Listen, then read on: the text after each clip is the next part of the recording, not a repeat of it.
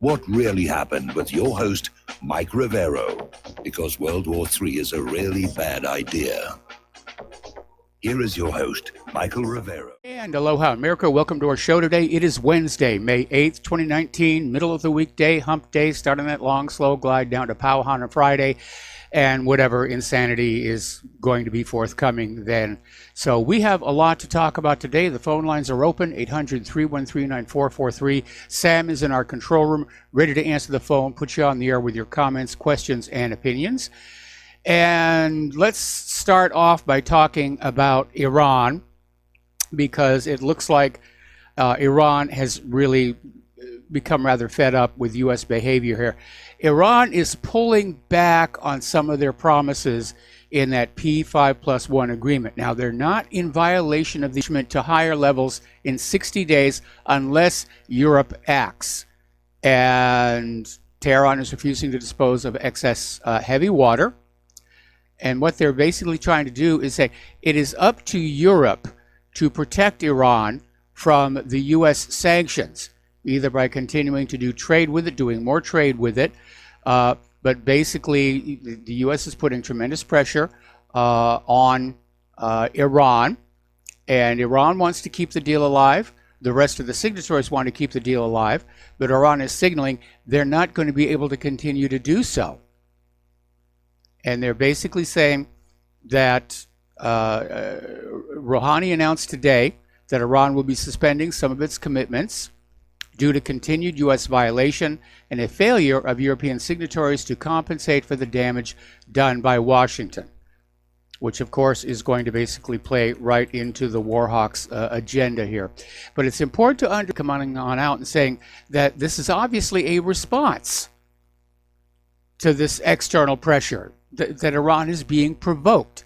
It was basically about a year ago that Donald Trump unilaterally just pulled out of the agreement and reimposed these crushing sanctions.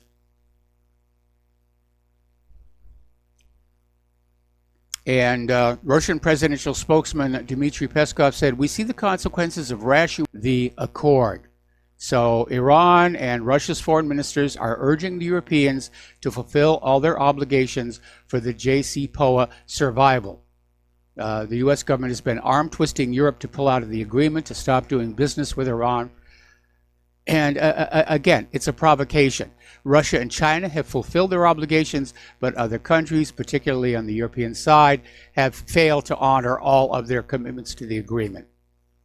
So the U.S. government wanted that agreement to go away, and it looks like it's about to happen.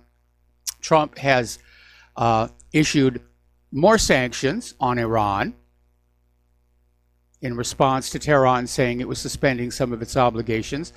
Trump has signed an executive order imposing sanctions on Iran relating to iron, steel, aluminum, and copper, which are exports from Iran. And the new policy is aimed at denying Iran revenue from metal exports that could fund its alleged but never proven nuclear weapons program. And apparently a U.S. official is warning investors, banks, and businesses in Europe not to work with Iran in the wake of the United States' unilateral pressure on Iran. This is the United States throwing its weight around again and saying, no, no, no, you only do business with the people we let you do business with. So apparently Europe is being warned about getting involved in the Instex special purpose vehicle. This was something that Europe was setting up to bypass SWIFT. And Tim Morrison over at the National Security Council, he's their senior director for weapons of mass destruction and biodefense, basically came on out and said, you should know that getting involved in the Instex special purpose vehicle is a very poor business decision. In other words, they're threatening Europe with sanctions. Okay. Now, despite the new sanctions, despite the increasing clampdown in Iran, China is ramping up crude oil imports from Iran. And apparently, in April, they surged to a record, despite refinery maintenance outages and tepid domestic fuel demand. So imports amounted to 43.73 million tons of crude, or 10.64 million barrels per day. So they're just pulling it on in there. Probably, I imagine they're going to stockpile a lot of it here. Mike Pompeo did a surprise trip to Iraq, and while he was there, came on out waving around saying, there's an imminent threat from Iran. There's an imminent threat. That Tehran is planning imminent attacks. So Pompeo abruptly canceled talks in Germany and made a lengthy detour from his European tour to spend 4 hours in Iraq, where he met both President Barham Saleh and Prime Minister Adel Abdel Mahdi, and talked to them about the importance of Iraq ensuring that it's able to adequately protect Americans in their country. Now, there's a little bit of news out there. This was actually on Hal Turner yesterday, and it may be, again, more war lies here. Before we do that, though, shout out to our on-air affiliates who are just now rejoining the network. Okay, this story, and this is coming from CNN, which means take it for what you're worth, is claiming that Iran has been seen moving some of their ballistic missiles by boats. Short-range ballistic missiles on boats in the Persian Gulf, and they're saying this is one of the critical reasons the U.S. decided to move an aircraft carrier strike group and B-52 bombers into the region, except we already know the aircraft carrier strike group was already in the region. So that was a little bit of a hoax. But apparently yesterday, U.S. Central Command spokesperson Captain Bill Urban said that they had seen indications that Iranian and get this next one. Iranian proxy forces were making preparations to possibly attack U.S. forces in the region. They're telegraphing a false flag. They really are. Over at antiwar.com, they have an article about how Trump is inching towards attacking Iran, how the Trump administration is deploying troops, warships, and bombers, with top officials talking up. So who's really calling the shots over there? Over at uns.com, they have an article. Does Trump have control of his government, or is it his government?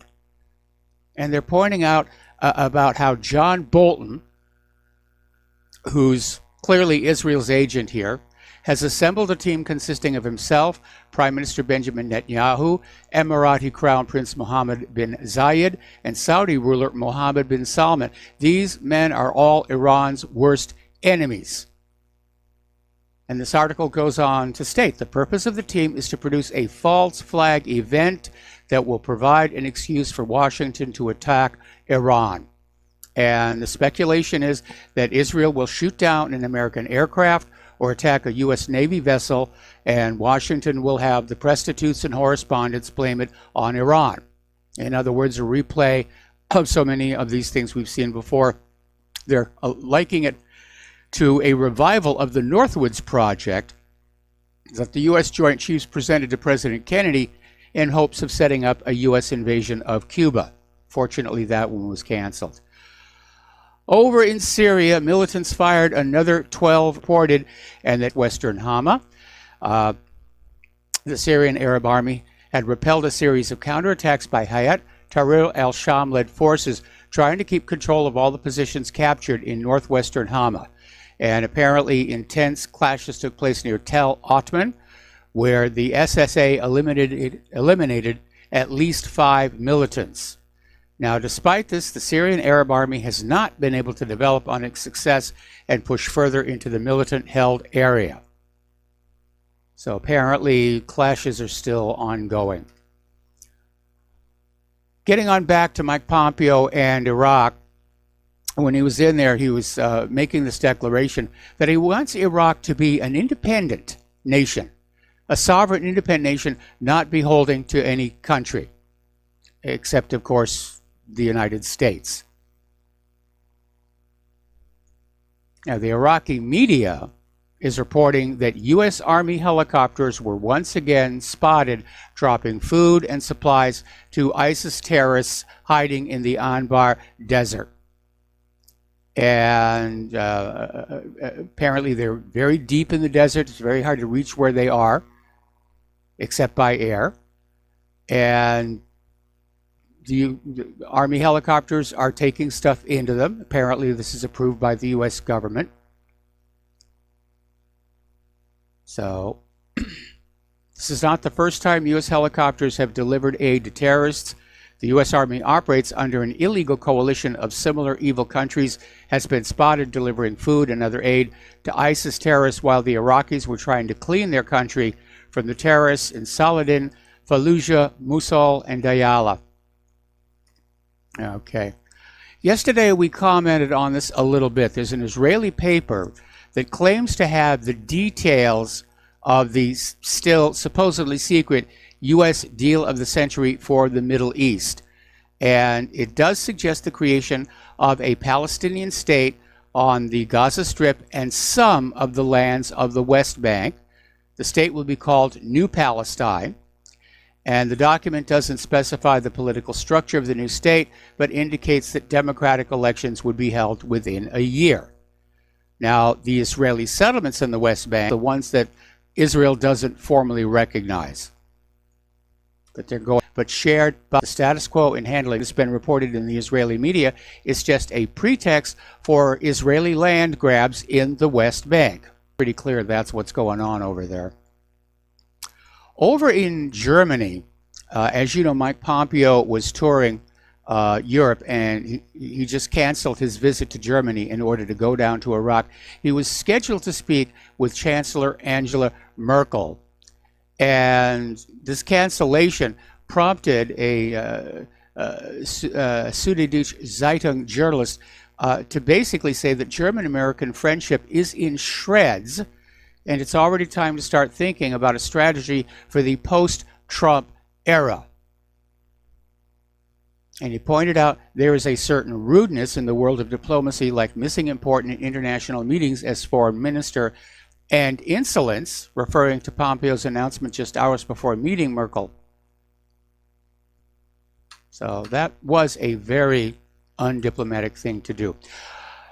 Earlier in the week, we reported on how CNN, they had 6 reporters on this story over at CNN, came on out with this claim that Juan Guaido is the elected leader of Venezuela, that he'd won the elections last January.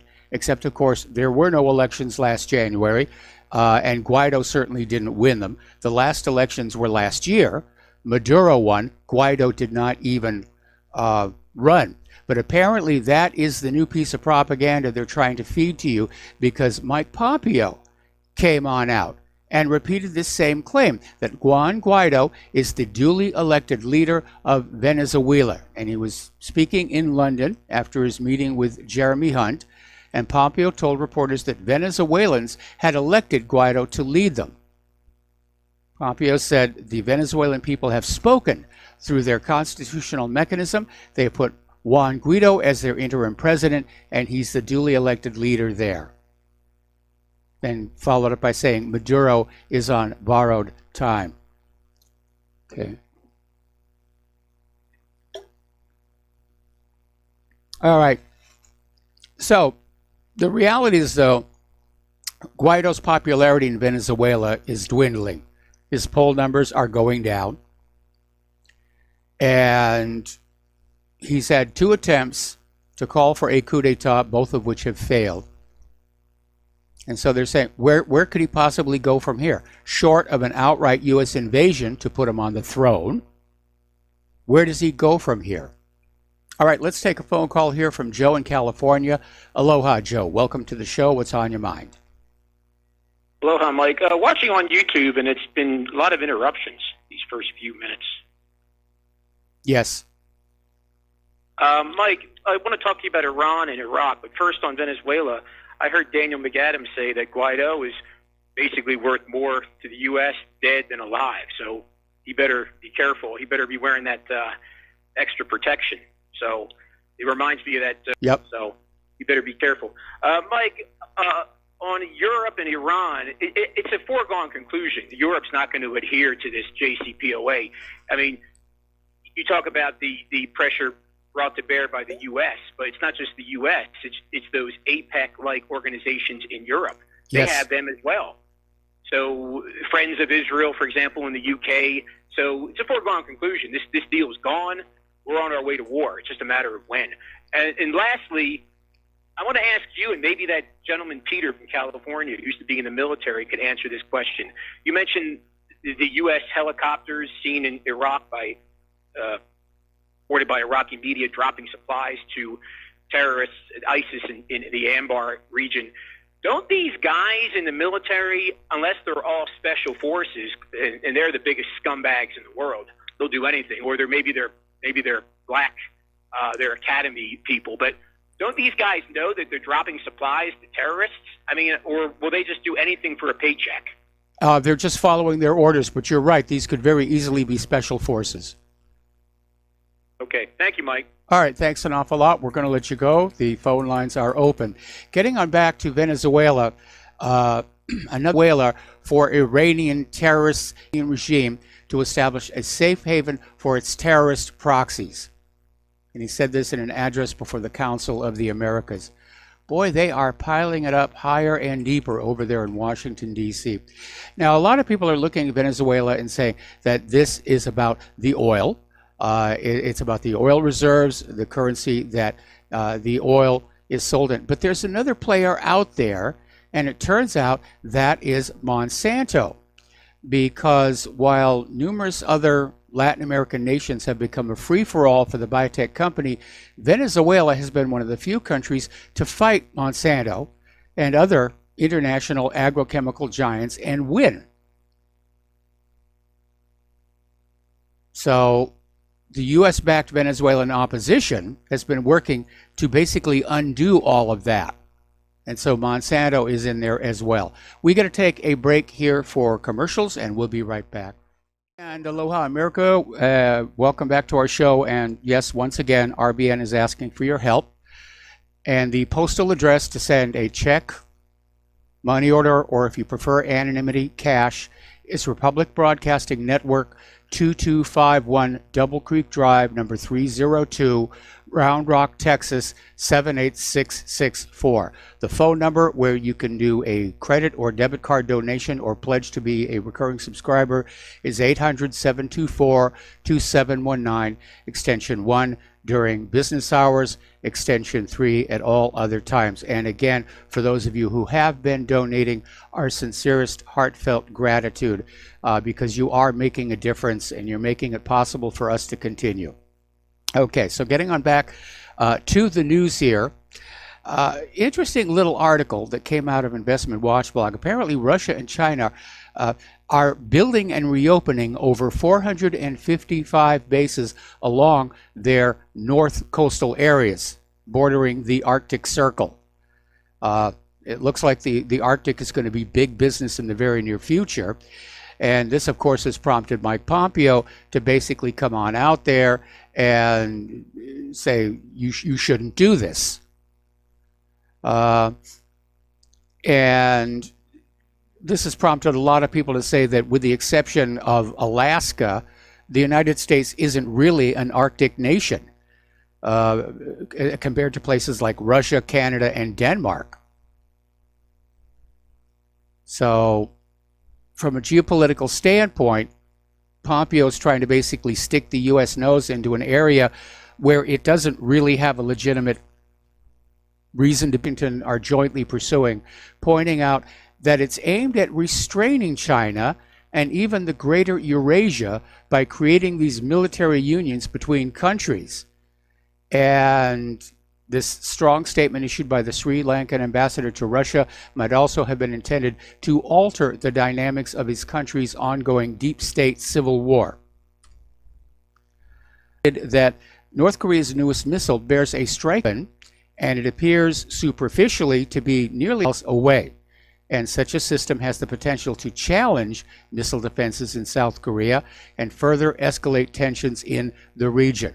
It also shows that North Korea is developing new weapon systems, even as President Trump expresses optimism about a future deal with North Korean leader Kim Jong-un. Kim Jong-un and his attempt to reach a deal was all about North Korea's nuclear weapons program. And all of a sudden, it is now swelling to include North Korea's missiles. Same thing that Trump did with Iran. They had that P5+1 nuclear deal regarding Iran's nuclear activities, and then all of a sudden, Trump wants to swell it to include the ballistic missiles. Okay, we're going to take a phone call now from Tony in Puerto Rico. Aloha, Tony. Welcome to the show. What's on your mind? Aloha, Mike. I hate to waste your time, but I have a couple of questions on the same subject. John F. Kennedy, when he was in that PT 109, necessary, or basically came on in and joined the Allies against Japan. Japan said, okay, that's it, we have to surrender. Truman dropped the bombs on Hiroshima and Nagasaki to demonstrate that we really did have them and had the political will to use them. And so a lot of scholars looking at heartland. In fact, one of the Japanese representatives was trying to get into the U.S. government to say, we want to talk surrender, and they literally would block him at the door because Truman wanted to go ahead and drop those bombs. Okay. Now, what about the kamikaze, as the mass media had said? Were they really that dangerous? Well, they were dangerous in a psychological sense in that it was very frightening to the U.S. forces that somebody would deliberately crash their plane into their ships.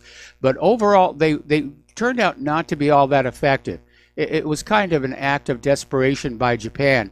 And of course, they had the air kamikaze airplanes we all know about. They also had a submarine called the Kaitan that operated on the same principle, one-man crew that would ram enemy ships. Anyway, Tony, got to let you go. Got to take a break for commercials. We'll be right back. Aloha, America. Welcome back to our show. Now, over at the aircraft, rather at the Air Force, they are claiming to have had a successful test of a laser weapon being developed for stealth jets. And they call it the Air Force Research Laboratory Self-Protect High Energy Laser Demonstrator, which they were able to they call it that in order to use the acronym SHIELD. It's the SHIELD, Advanced Technology Demonstrator Program. And it's completed a series of tests where they successfully shot down several missiles with a ground-based laser. This all happened out at White Sands Missile Range in New Mexico. And they've developed this directed energy weapon that they say will eventually be molded into an aircraft pod. Fifth generation fighter jets and drones will soon have the ability to destroy surface-to-air and air-to-air missiles with laser beams. So I wonder how they dealt with the thermal blooming issue. Let's see. Yeah, I'm getting emails. Apparently, for some reason today, YouTube is really not carrying my show all that well. At the moment, it seems to be okay, but yeah, earlier it was just bouncing around. Well, it's not like you need to see my face. Anyway, article coming out of Zero Hedge talking about America's defense budget and how it's actually a lot larger than you think. Now, in his latest budget request, Trump is asking for a near record $750 billion for the Pentagon and related defense activities. This is an astonishing figure by any measure. If passed by Congress, it will be one of the largest military budgets in American history, topping peak levels reached during the Korean and Vietnam wars. But that $750 billion represents only part of the actual annual cost of the national security states. There are at least 10 separate pots of money dedicated to fighting wars. They sort of spread it around so you don't really see just how much of it it is. And it's estimated, looking carefully at all the U.S. defense expenditures, our defense spending right now is over $1 trillion a year. And a lot of it is misspent.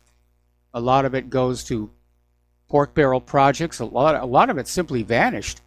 Remember September 10th, 2001, Donald Rumsfeld got up there at the Pentagon and said, whoopsie, we've lost about $3 trillion. and it should have been a huge scandal, but fortunately for Donald Rumsfeld and the Pentagon, the very next day, 9/11 happened. And one of the aircraft slammed into the Pentagon offices that were trying to locate where that money had gone. Turning to our domestic politics, and apparently the House Judiciary Committee voted 24-16 to hold Attorney General Barr in contempt. I don't know what that really means, but they're just out there about that. Okay, FBI Director Chris Wray, I'm starting to have serious doubts about this guy. He said yesterday he does not consider that court-approved FBI surveillance is spying, and that he has found no evidence that the FBI illegally monitored President Donald Trump's campaign during 2016. Now that puts him directly at odds with Attorney General Barr, who used that exact term of spying during his testimony. So, asked by Senator Jeanne Shaheen, a New Hampshire Democrat, if he would say the FBI is spying when it investigates suspected terrorists and robbers, Wray replied, "Well, that's not the term I would use." So they're weasel wording here. Now, Lindsey Graham was on Fox News last night reminding everybody that the author of the infamous Trump dossier, Christopher Steele, was on the Democratic Party payroll. And that, frankly, without that dossier, there never would have been the issuance of a FISA warrant. That was their entire case. So, now James Comey may be feeling the heat right now. Attorney General William Barr's comments on FBI spying. Again, there's a war over the narrative. The Democrats want the narrative to continue, Trump, Trump, Trump, Trump, Trump, Trump, Trump. And the GOP is saying, no, we need to look at just how we came up with this 2-year-long farce. We need to look at the spying and interference that took place in 2016, and mostly that seems to have been by the Democrats. So Barr has made plain he intends to examine carefully how and why Comey, as FBI director, decided that the Bureau should investigate 2 presidential campaigns, and if in so doing, any laws were broken. So Comey's out there, and I presume he's getting ready for a war. Another little article on the same thing, Information Clearinghouse. There were foreign intelligence agencies interfering in the U.S. election, but it was on the other side. There was a broad, coordinated effort by the Obama administration, with the help of foreign governments, to target Donald Trump and paint him as a Russian stooge. This is coming from Larry Johnson.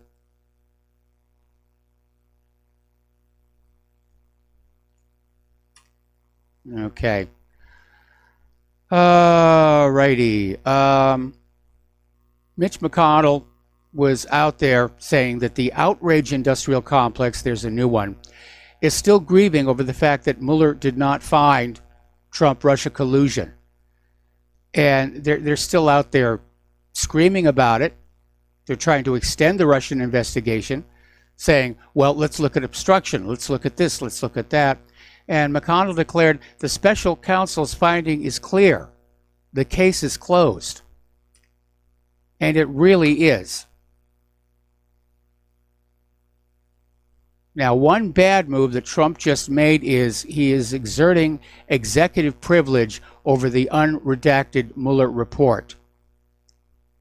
And of course, that is fodder for the Democrats to come on back and say, well, it's obvious he's hiding something. And I agree. That's what it looks like.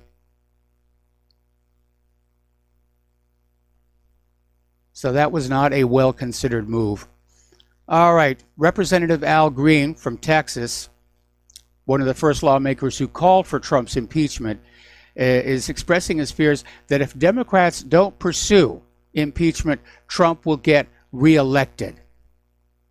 And Green was on MSNBC, was asked about how unpopular impeachment was among the voters, And basically, correspondent Philip Mina press screen with recent polling numbers from Quinnipiac showing 66% of voters were against impeachment, including 38% of Democrats and 70% of independents. So it's not a popular idea. And I think those polls are the reason Pelosi is pulling back on this. Now, somebody has leaked 10 years worth of President Donald Trump's tax returns, or tax information rather, to the New York Times. The paper ran with it. And the paper reported that just yesterday, Trump's core businesses lost $1.17 billion from 1985 to 1994. Now, the Times said it received this information contained in the returns from someone who has legal access to it and confirmed significant findings in other public documents. Now, it's embarrassing that he lost that much money, but there's nothing illegal there. Although now there are calls saying, well, there should be a fraud investigation. All right. There is another article. This one came out of TaxProf. And it's basically saying, from a legal point of view, congressional committees do not enjoy unrestricted authority to demand anyone's tax returns. Okay? There's a federal statute that compels the IRS to furnish on request anyone's tax returns to some congressional committees, but the statute cannot transcend the constitutional limits on Congress's investigative authority. Congress enjoys a near automatic right to review a president's tax returns only in the impeachment context. You know, if things weren't so serious, it would almost be fun watching this infighting that's going on. And I kind of have to wonder how this makes this country look to the rest of the world to see this right now. Another bad move by Donald Trump. Last Sunday, he retweeted a post by Jerry Falwell. And Falwell had tweeted that the president should extend his term to 6 years to sort of make up for the 2 years stolen by the corrupt failed coup. And Trump went ahead and retweeted it. And again, he wasn't thinking very carefully because it's being seized on to claim that Trump is planning on canceling the 2020 elections. Article 2 of the Constitution states the president shall hold his office during the term of 4 years. Another bad move by Donald Trump on that one. Well, Bill and Hillary Clinton last Sunday, during the last stop on their An Evening with the Clintons speaking tour, came on out and said that Brett Kavanaugh got what he deserved during his confirmation hearing because of his role in investigating the Clintons back in the 1990s in the Vince Foster case. And Bill Clinton said he didn't have any problem making us put up with 3 years of Vince Foster nonsense that was a total charade. And of course, longtime readers and listeners know that, yeah, there were legitimate questions about the death of Vince Foster, that it did in fact appear to be a murder made to look like a suicide. Whistleblower and political prisoner Chelsea Manning has been in jail for nearly 2 months, and she has submitted a new appeal to the federal court asking for her release from jail. She is in jail, has been in jail since March 8th, for contempt of court after she refused to testify before a grand jury impaneled to bring charges against WikiLeaks publisher and journalist Julian Assange. And Chelsea is saying that to cooperate with the grand jury would be a betrayal of her beliefs about the grand jury process, and this grand jury in particular. And this is all going to be a frame-up anyway, because supposedly Assange is going to be extradited back to the United States of America for a failed attempt to break into a government computer in partnership with Chelsea Manning. The problem is the statute of limitations for that crime has already expired. More alarmingly, we're getting this from Karen Kwiatkowski.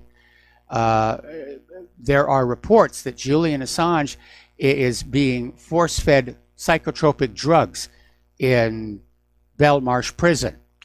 And apparently he's being treated with a chemical known as BZ. BZ is a powerful drug that produces hallucinations.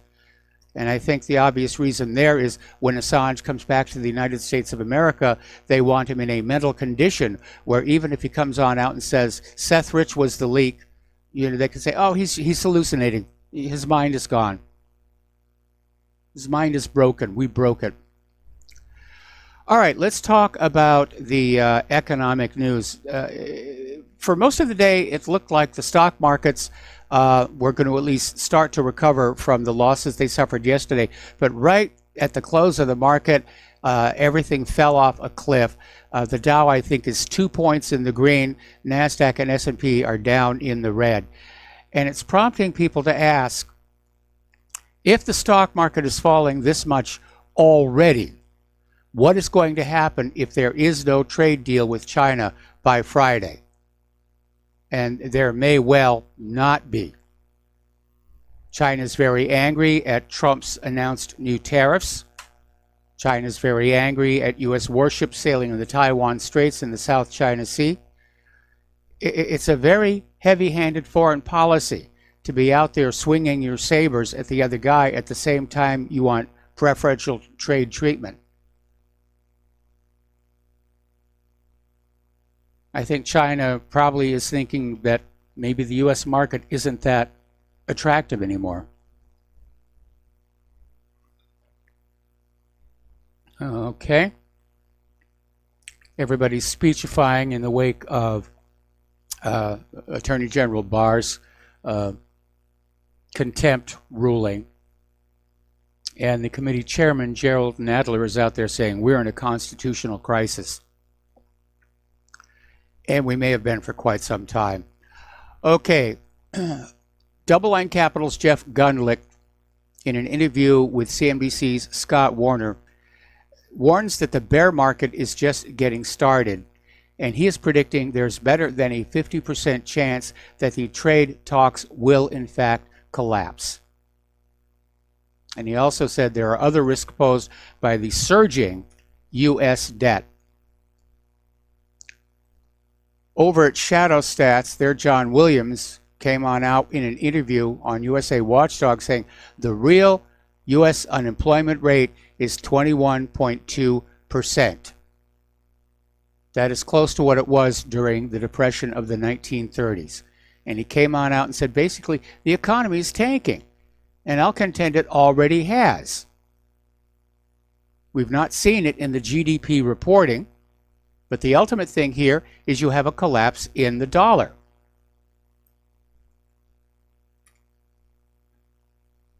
Another story, this one from Zero Hedge.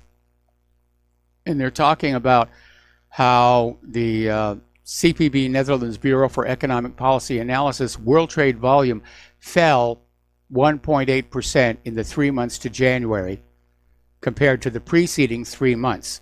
And they're talking about a global downturn, a synchronized global downturn in manufacturing. So the news is not good out there. And Donald Trump, now this article is out there saying that he's going to infuriate the Democrats. I think he's going to infuriate a lot of Americans. Actually, we have to take a break for commercials. We'll be right back. And aloha, America. Welcome back to our show here. We're going to go to the phones now to Joe in Tennessee. Aloha, Joe. Welcome to the show. What's on your mind? Hey, Mike. You covered 3 stories that I'd like to comment on, and they all show that, to me anyway, that Trump is doing what we elected him to do. Not in every way, but on these 3 stories. And one is with Barr, and Barr being,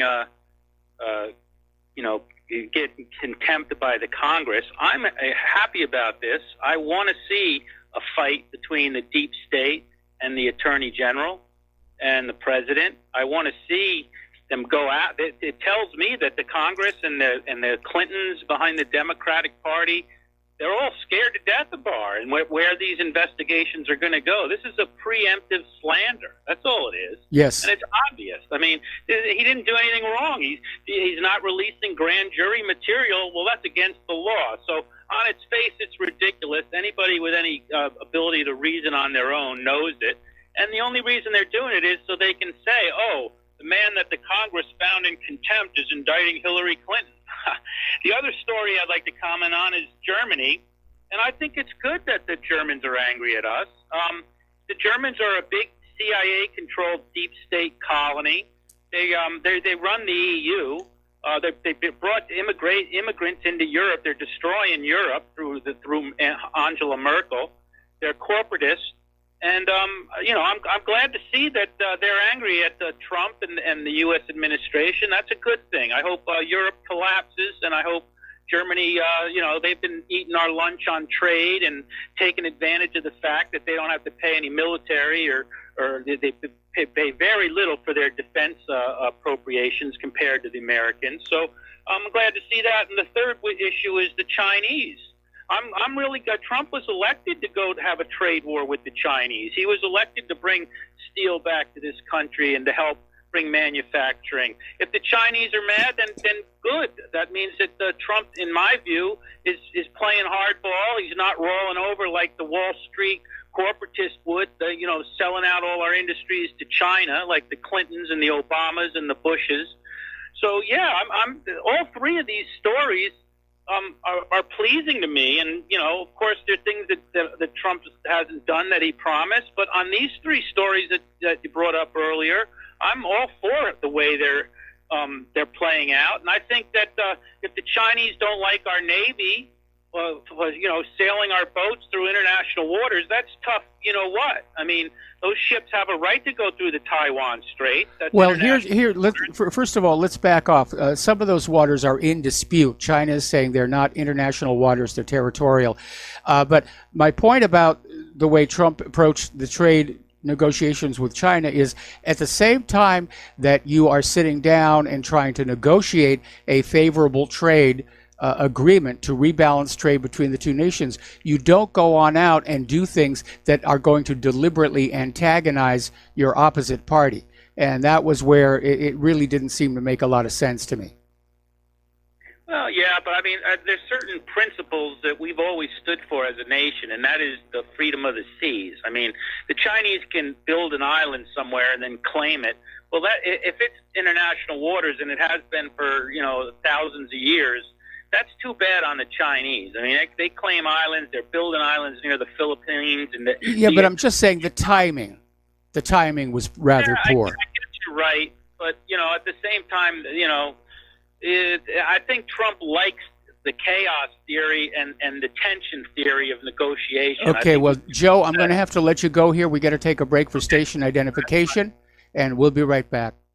And aloha, America. Welcome back to our show here. We're talking about the economic news, and apparently China is saying that they will have no choice but to respond to the increase in tariffs, meaning they're going to put more tariffs on U.S. imports.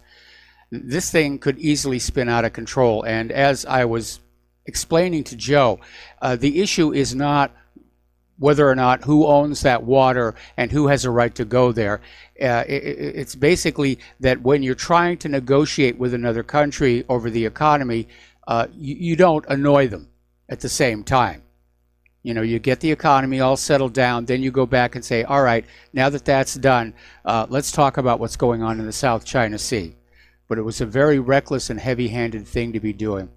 All right, we started to talk about this a little bit. Apparently, the Trump administration wants to redefine poverty downward. So back in 2018, a family of four making no more than $25,000 was considered under the poverty line and therefore eligible for federal, state, and nonprofit programs like Medicaid and food stamps. Well, Trump wants to drop that down even lower. So huzzah, huzzah, all of a sudden you're not poor, you're middle class, and you're cut off from all of these programs. Democrats are going to scream, of course. Let's talk about Deutsche Bank. Deutsche Bank has been around for a very long time. They've got a good public brand, if you will, but they haven't been doing all that well. And apparently some of Deutsche Bank's problems are still holdovers from the difficulties back in 2008.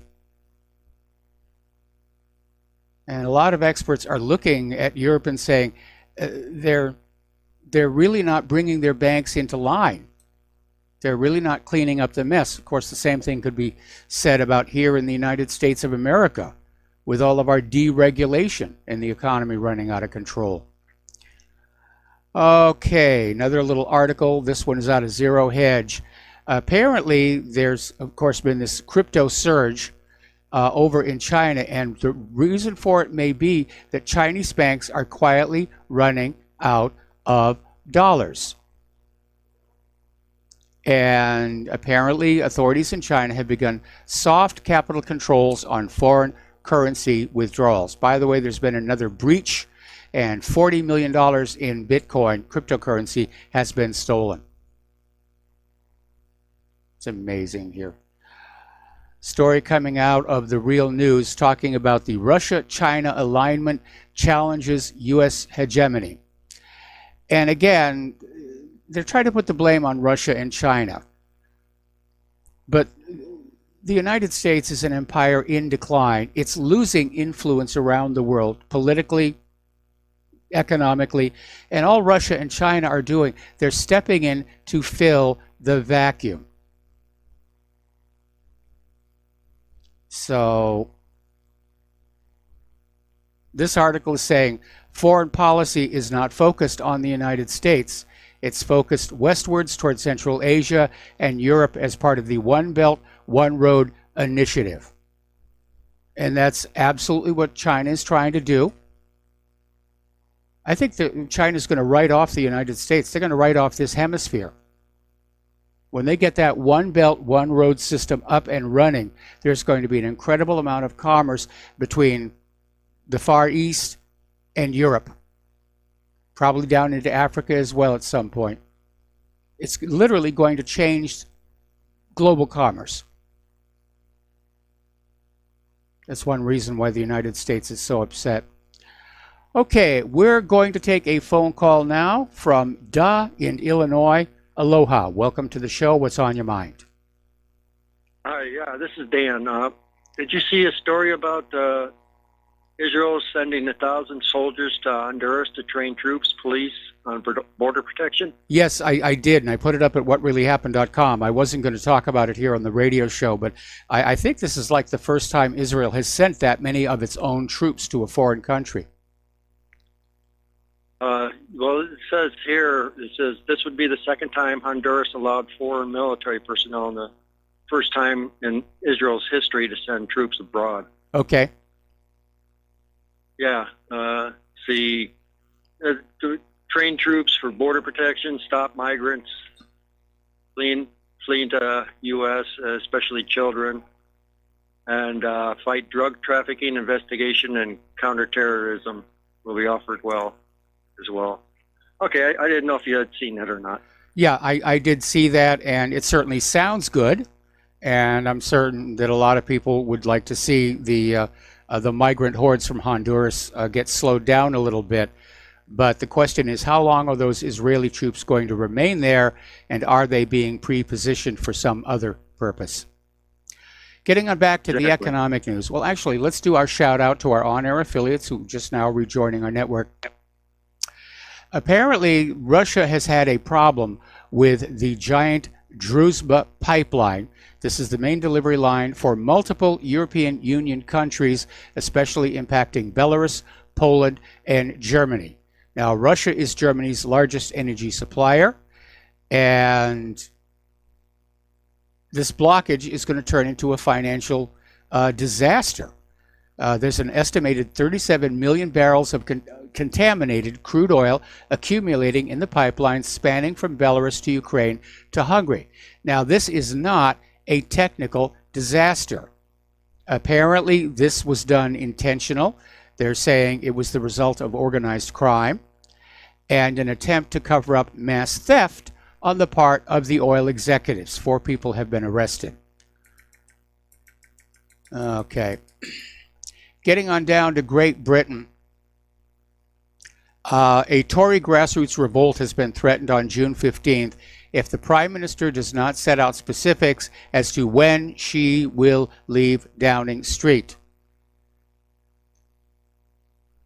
But apparently a Downing Street spokesperson said Mrs. May is not planning to bring forward her departure. She is here to deliver Brexit in Phase 1, and then she will leave and make way for new leadership in Phase 2. So it's getting really, really tense over there in the Parliament. And again, the Brexit just seems to float in the wind. Prince Charles came on out and made a statement that he cherishes his bond with Germany. This in the middle of the Brexit turbulence, and wanted to talk about Britain's special relations with Berlin. All right. So yesterday we had that terrible shooting at that school in Colorado. Gun grabbers were quick to jump on the fact that this is pretty close to the 20th anniversary of Columbine, and the fact that this high school was actually rather close to Columbine. So police have identified one of the 2 shooters, and it's Devon Erickson. He's an 18-year-old high school student. He's apparently worked as a youth actor, and he's one of these 2 shooters accused of wounding 9 students in this K-12 STEM school located in Douglas County. Now, one of those students, 18-year-old Condrick Castillo, has subsequently died of his injuries. So one of the shooters pulled a gun out of a guitar case in a classroom and opened fire. And apparently, this Kendrick Castillo, literally, he got shot trying to take down the shooter. Now, the other little oddity here is they originally said they had 2 boys in custody. The younger one, they've now said, is actually a girl who is transgender, hasn't actually begun the process of medically converting over, but was dressing and acting like a male, and from the appearance they thought that she was a he. So they've got this transgender male.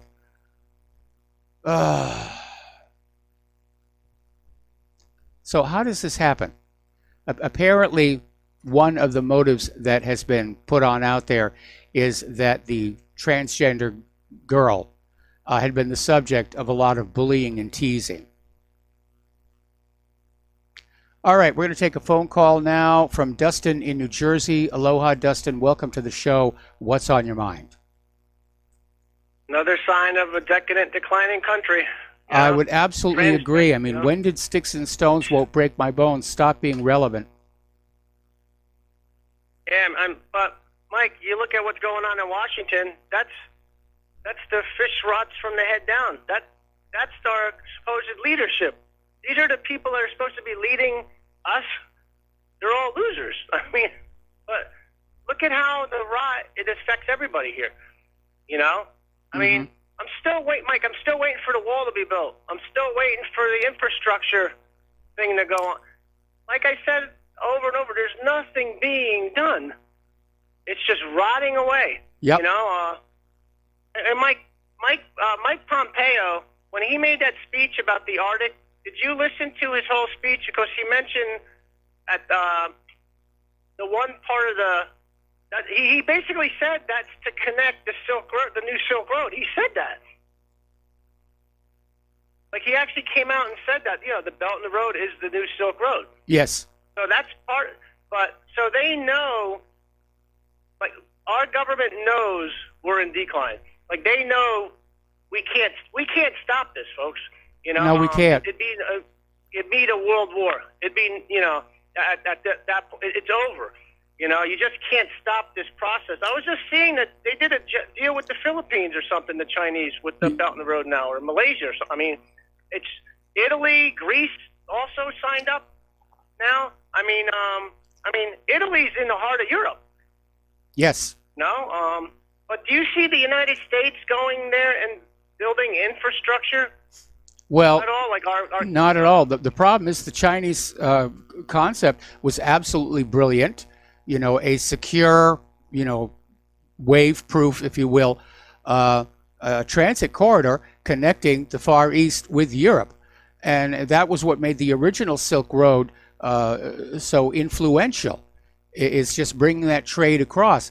When modern shipping came around, the original Silk Road fell into decline. It wasn't needed anymore. It wasn't as fast. But by building up with this new rail system, yeah, they're going to bring it back. And there's nothing the United States can do about it. The United States cannot compete. This Silk Road, new Silk Road, is going to be a lot faster than commercial shipping could ever be. And along with the fact that the U.S. can't compete in manufacturing and nobody wants our agriculture. Yeah, this country's in trouble, and unfortunately it does look like too many people in Washington, D.C. are saying, well, let's just have a world war and we'll smash those people down like we did in World War II, and then we'll be ruler of the world again in the aftermath. And Mike, Peter, who called in yesterday talking about like Mackinder's theory, he's absolutely right, because, you know, I watched the thing by rail, like something from China to head to like parts of Europe or so would like take 3 weeks by train. It takes like it takes 3 weeks less by train than by ship. Yes. So I mean, it's the rail system, and you know, that's landlocked. So it's a lot easier to protect landlocked, because remember, the only thing we got more than the rest of the world is a lot of aircraft carriers. But when you cut them out of the equation, what do you got left? Absolutely. Yeah, you know. And yeah, I just think, you know, I'm thinking back. Remember when the war, like when Trump launched those missiles in Syria? Like, wasn't yes. John Bolton? John Bolton was in his cabinet at that point, right? Yes. I think. But like, he still has the dude in his cabinet. That's what I mean. Like, I don't think Trump's not. These people aren't going anywhere. You know, I mean, I just don't see Trump. I don't see Trump helping Assange. I don't see Trump getting rid of these people, and these people are bad news. Now, if Trump doesn't get rid of these people, you know, something nasty going to happen, because, like, it just don't seem like he cares or standing up, and then they're all diddly-dallying with subpoenas still, and they subpoenaed Trump Jr., Yep. his son. I'm like, and then Trump's throwing more tariffs on, like China, and then you got throwing sanctions on. Do you see he threw sanctions on Iran for steel Yes. now, aluminum, copper? Oh my God! Can things get any worse? You know, I mean, geez. Yeah. I don't know. Like, you know, like our leadership is just diddly dallying. I don't see any real people in Washington anymore at all. You know, it's just.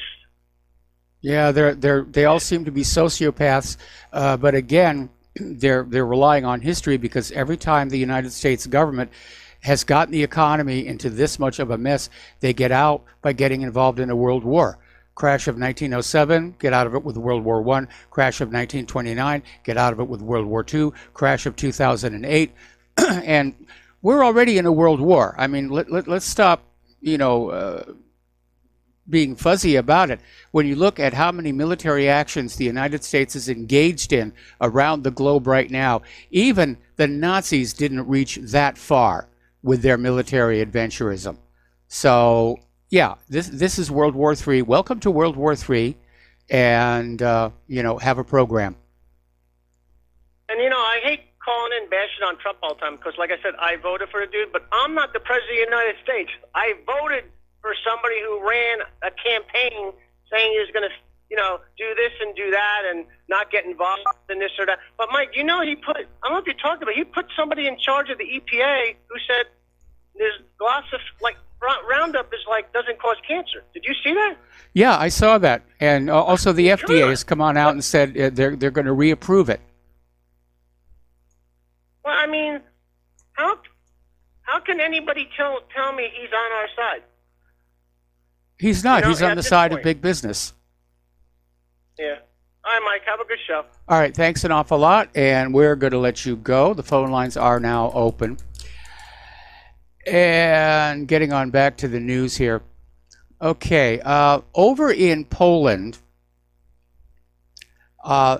there was this woman, 51-year-old woman, and she has been arrested for defacing one of Poland's most revered Catholic icons, the Madonna of, and I can't even begin to pronounce this, and apparently what this woman did, and I'm kind of wondering how she had enough time to do this, but she painted an LGBT rainbow halo around the head of Madonna and that of the baby Jesus, and apparently they found several dozen posters of the Virgin Mary with the rainbow colored halo in the woman's home. So they're basically, she's in trouble. She's in trouble over there. So looking at the article, it looks like she didn't actually get to the original artwork itself. She merely made up a poster to do that. Okay, presidential candidate Cory Booker has refused to answer repeated inquiries into whether or not he'd consider jailing American citizens who refuse to give up guns that they have lawfully purchased. Now, Booker is running on an anti-gun platform. He appeared with CNN's Poppy Harlow to discuss that his plan, if he wins the White House, he will implement executive action on gun control. He's going to close dangerous loopholes in gun sales, cracking down on unscrupulous dealers and gun manufacturers, and investing in communities impacted by gun violence. Well, those are all great sounding talking points, but the problem is there are limits to what a presidential executive order can do, or at least there are supposed to be. There's supposed to be instructions to the executive branch. The president can't issue an executive order that applies to ordinary citizens. It's important to keep that in mind here. Turning now to social media. So let's see, hang on a second. Facebook is banning right-wingers for political heresy. And this is coming from an interview in Sputnik with a cybersecurity analyst and former U.S. congressional candidate, whose name I forgot to include in my cut and paste.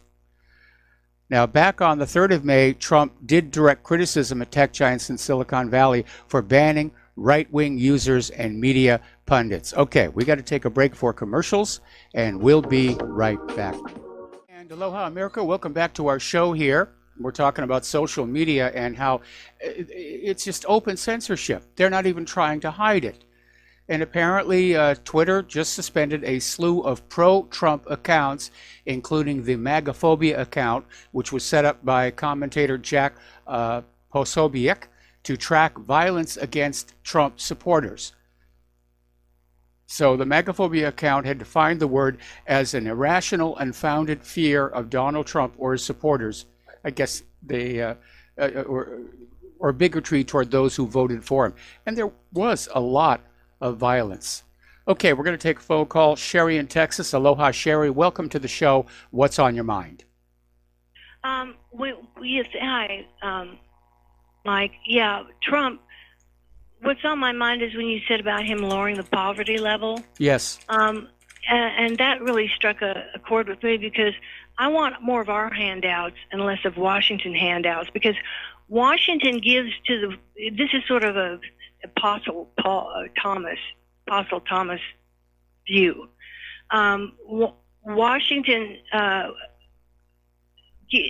Washington's handouts, the bureaucratic handouts, are really giving to the world for the world, and it only gives pennies off the dollar to a cause.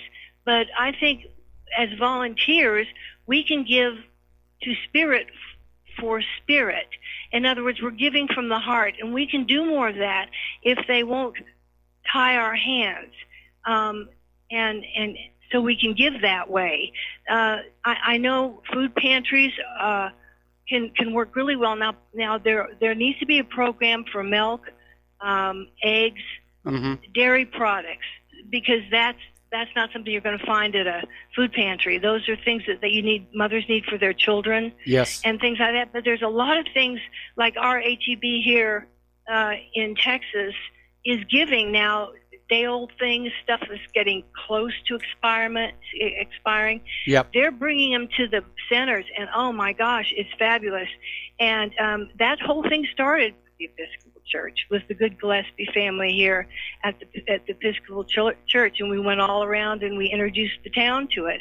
And it's really been, we now have a whole new building, and it's just going like crazy. We need to remain free to help each other, and I sometimes wonder how often we're going to have to hear shelter in place. You know, when things get rough and we could maybe really get out there and help each other, are we just going to hear shelter in place or some other phrase that just keeps our hands tied?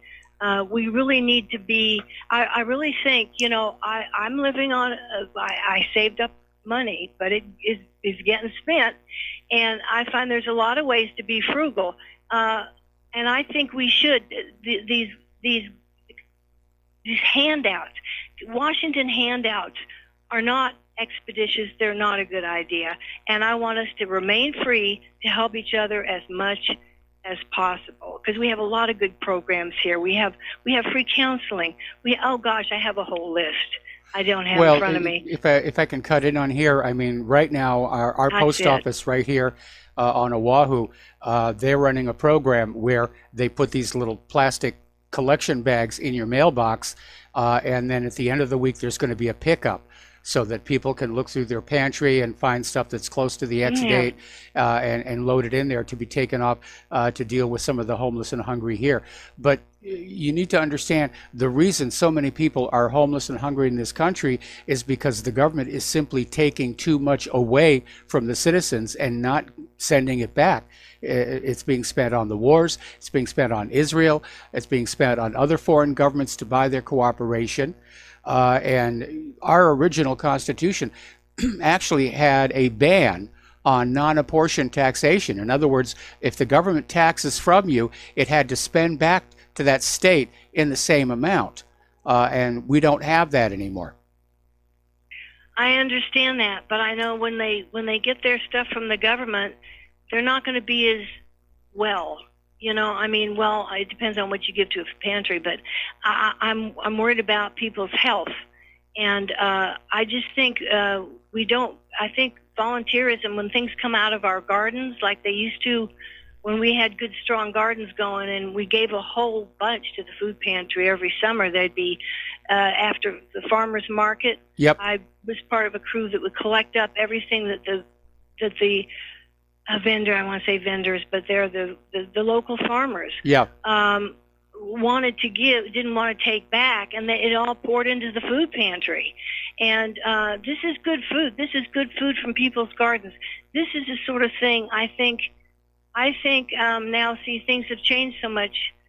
So many of our farmers have been forced into canning businesses where you can buy their stuff already canned, and because they can't afford their so many of our farmers have been forced into bankruptcy. And don't forget, because of the flooding in the Midwest, we're going to be looking at some serious food shortages toward the end of the year. But it's not just food that's the issue. We're talking about people all of a sudden not being able to pay their rent or pay their phone bill or pay for medical care for their kids or any of that stuff. And, you know, Trump is trying to balance the budget to spend more on war and less on the people. All right, so got to let you go, Sherry. Got to take a break for commercials. We'll be right back. Welcome back to our show here. I'm sorry I was distracted reading some text messages here. And so we're talking about corporately owned social media. We're talking about the blatant suppression of conservative points of view, the targeting of advertisers and so forth. It's out in the open. The war for your mind is out in the open. Everybody can see it here. So Twitter today has banned conservative legend David Horowitz and the Freedom Center. And Trump can complain about it, say bad things about it, but nobody's doing anything.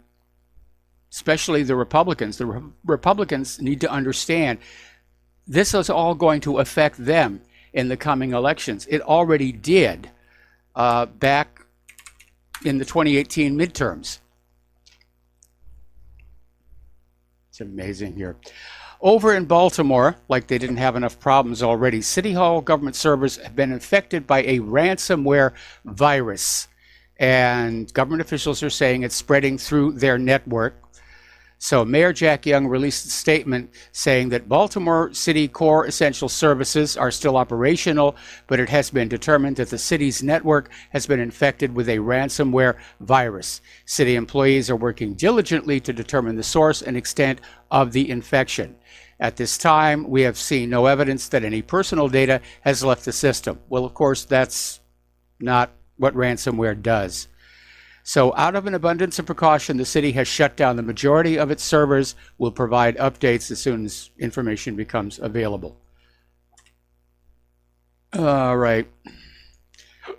Yeah, ransomware isn't there to steal personal information, although I'm sure there could be a hybrid. The other day I was talking about just how many of these data breaches we're seeing, who is using this data, what is it for? And today we get this article out of ZDNet saying that nation-state actors and their affiliates are behind increasing amount of data breaches. These data breaches are being done by governments. Almost 1/4 of all data breaches are being done by governments or agents acting on behalf of governments. This is coming from Verizon's Data Breach Investigations Report. And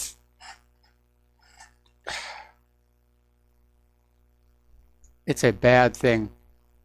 Bad thing. Now, Mike Pompeo is out there screaming that China is going to conduct more cyber attacks against the United States. And he's saying that the U.S. should be ready for China conducting more cyber attacks in the future. This was a speech at the Center for Policy Studies in London. This must have been before he changed his plans to go to Iraq. So the Apt 10 group, acting on behalf of the Chinese Ministry of State Security, to steal intellectual property and sensitive commercial data from Europe and from Asia and from the United States. We appreciate the United Kingdom publicly calling out China for that cyber attack, but there will be more, and we must be vigilant. Well, if you go back to that Verizon report, it looks like right now countries all over the world are getting in on hacking each other's computers and copying off the data.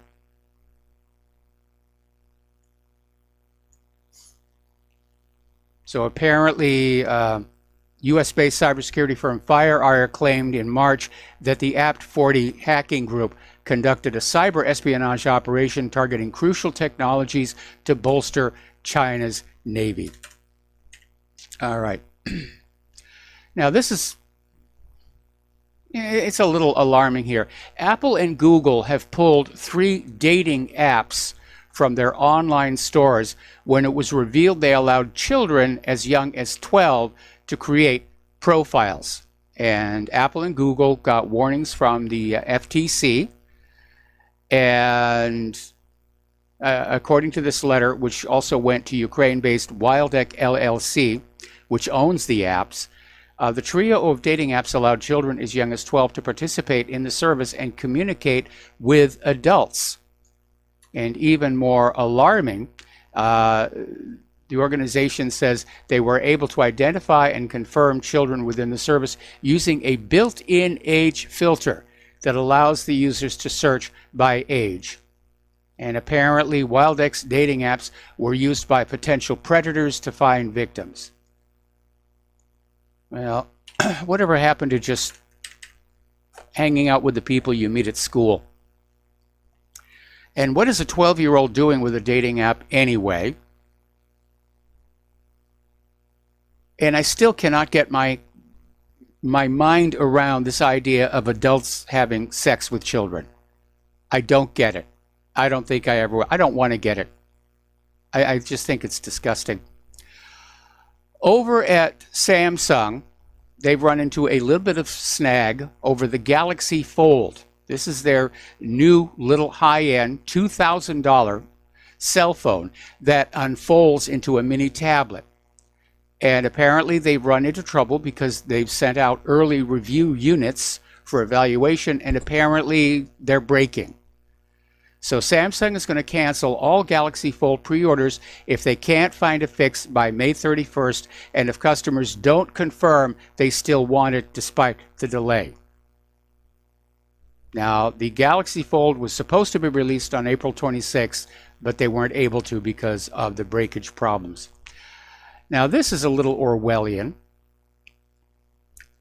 Over at Digit Lab, they have a new app called Hate Incident Reporting. And basically, you put it on your phone, and if somebody says something that offends you, even if it's not to your face, you can report them to law enforcement. So, talk about an attack on freedom of speech and freedom of expression. To me, this is clearly an attempt to just get us all so scared to say anything that we don't talk to each other about what's going on. And you know, the Nazis did the same thing to the people of Germany. They created this myth that the Gestapo was everywhere and heard everything, and just scared the German people into silence, which was their big mistake because they wound up losing their country. But anyway, apparently gone are the days when Americans were unafraid to voice their opinions or even make jokes in public. So apparently this new Digit app allows total strangers to report someone for exercising their First Amendment rights. My next question is, where is it actually illegal to be offensive, and why would law enforcement be involved? It's not like law enforcement doesn't have a lot of other things to do, like write traffic tickets, prevent crime, arrest the rapists and the burglars and the muggers, and now they want to take up police time by saying, oh, you said something that offended somebody. What, are they going to start writing tickets for that? They actually had that in Demolition Man, Sylvester Stallone, when he wakes up in the future and he uses a bad word. There's a little printer right on the wall that says, you are in violation of the Public Speaking Safety Act. It spits out a ticket. We're getting dangerously close to that right now. Now, a lot of companies are using facial recognition. They're putting it in at the airports. They're putting it in at stores. There is a little bit of a problem here because there were 8 trials carried out in London between 2016 and 2018 of facial recognition at the shopping center in Stratford. And it had a 100% failure rate at actually finding real criminals, and wrongly identified innocent people as potential criminals 96% of the time. One 14-year-old black schoolboy was fingerprinted after being misidentified. Now, police were allegedly stopping people for covering their faces or wearing hoods, and one man was fined for a public order offense for refusing to be scanned in Romford. Now, Scotland Yard calls the trials overt. Some money on it. They're putting it on out there. They're promoting it as something that would be good for public safety, but it makes mistakes, horrendous mistakes. It's like with all these self-driving cars that turn out to just not really be very good, and the manufacturers come back and say, well, keep your hands on the wheels anyway.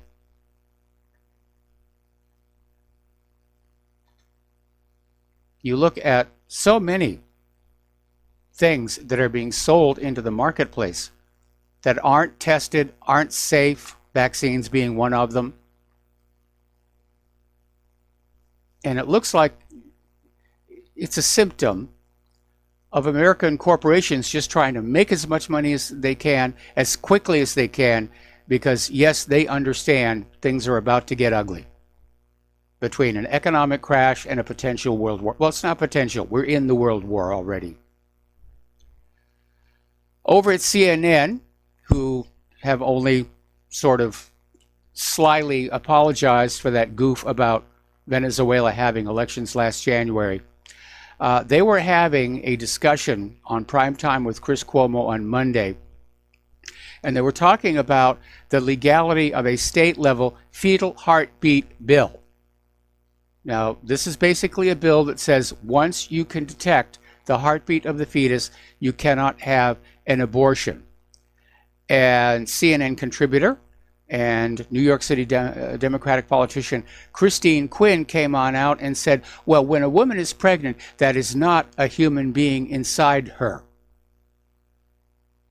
So guest Rick Santorum asked host Chris Cuomo if he disagreed that at the moment of conception that a child is human and alive. Cuomo replied, it's viable.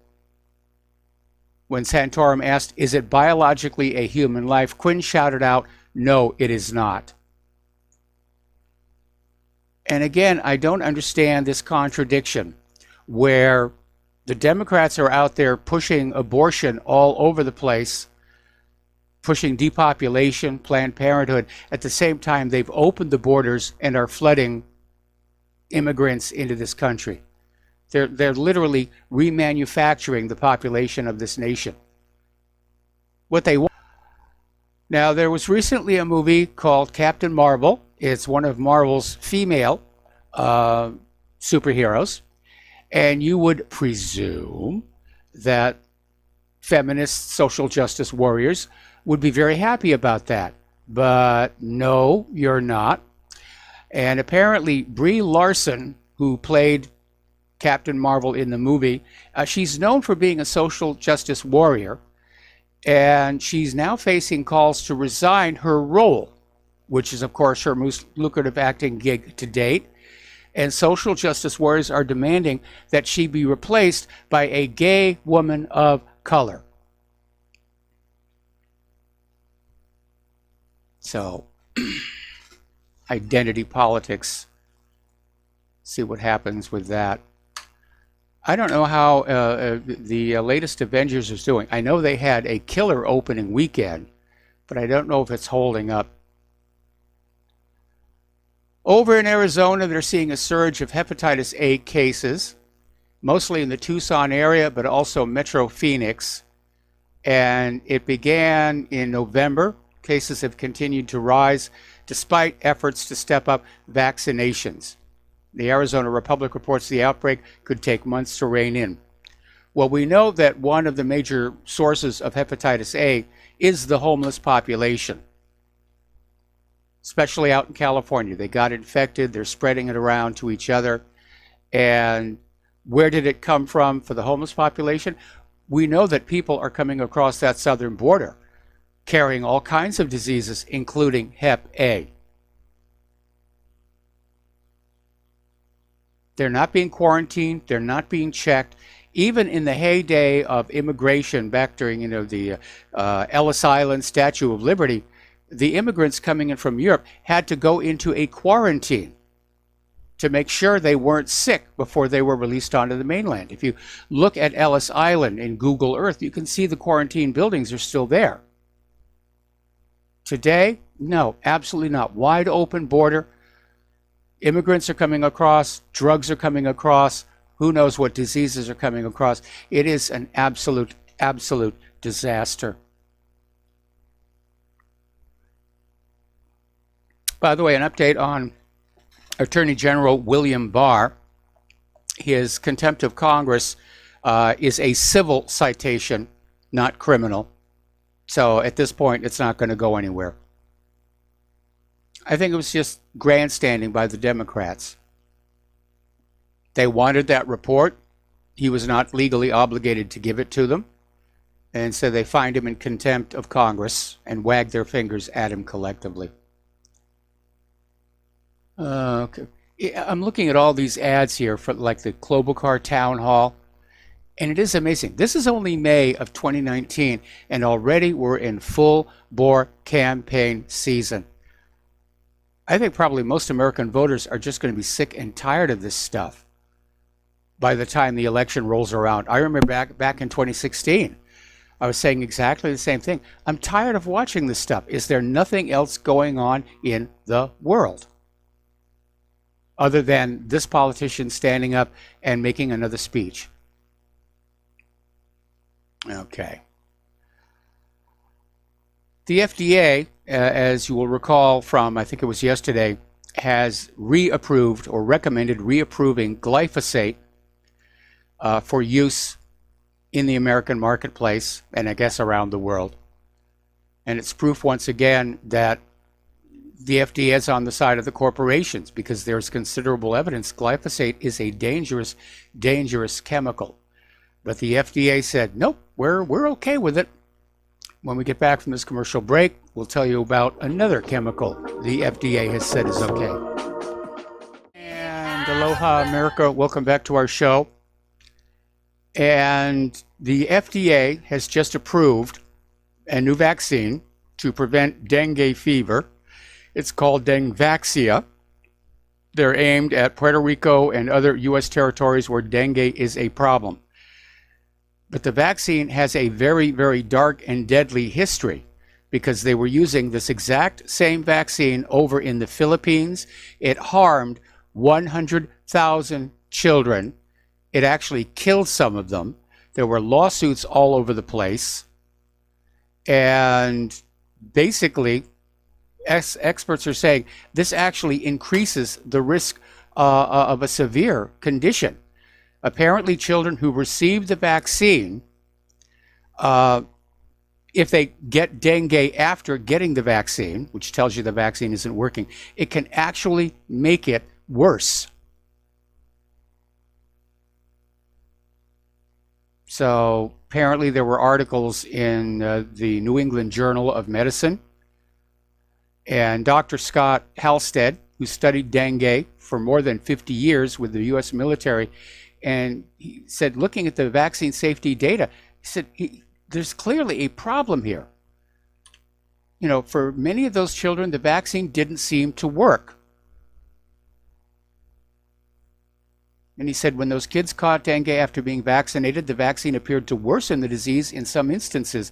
Specifically for children who had never been exposed to dengue, the vaccine seemed to increase the risk of a deadly complication called plasma leakage syndrome, in which blood vessels start to leak the yellow fluid of the blood. Ooh, that sounds disgusting. Now, little side note about dengue fever.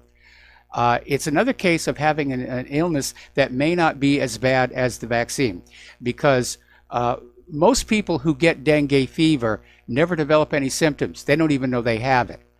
About 25% will come down with what feels like a mild flu. That's what happened to me when I got dengue down on the Big Island. And it's only a small percentage that develop the full symptoms. And of course, we don't want anybody to have to do that. But once again, we have the FDA approving a vaccine with a bad track record to rush it into market. They have really dropped the ball over there. Okay, over in France, at the Technival 2019, they were out there having, basically a rave, and they got hit by a sudden, unexpected snowstorm, and 30 people had to be treated for hypothermia, and a lot of the people there were literally sheltering under survival blankets distributed by the Red Cross. So it was one of these festival camping experiences that turned into an endurance test. So gosh darn that human-caused global warming.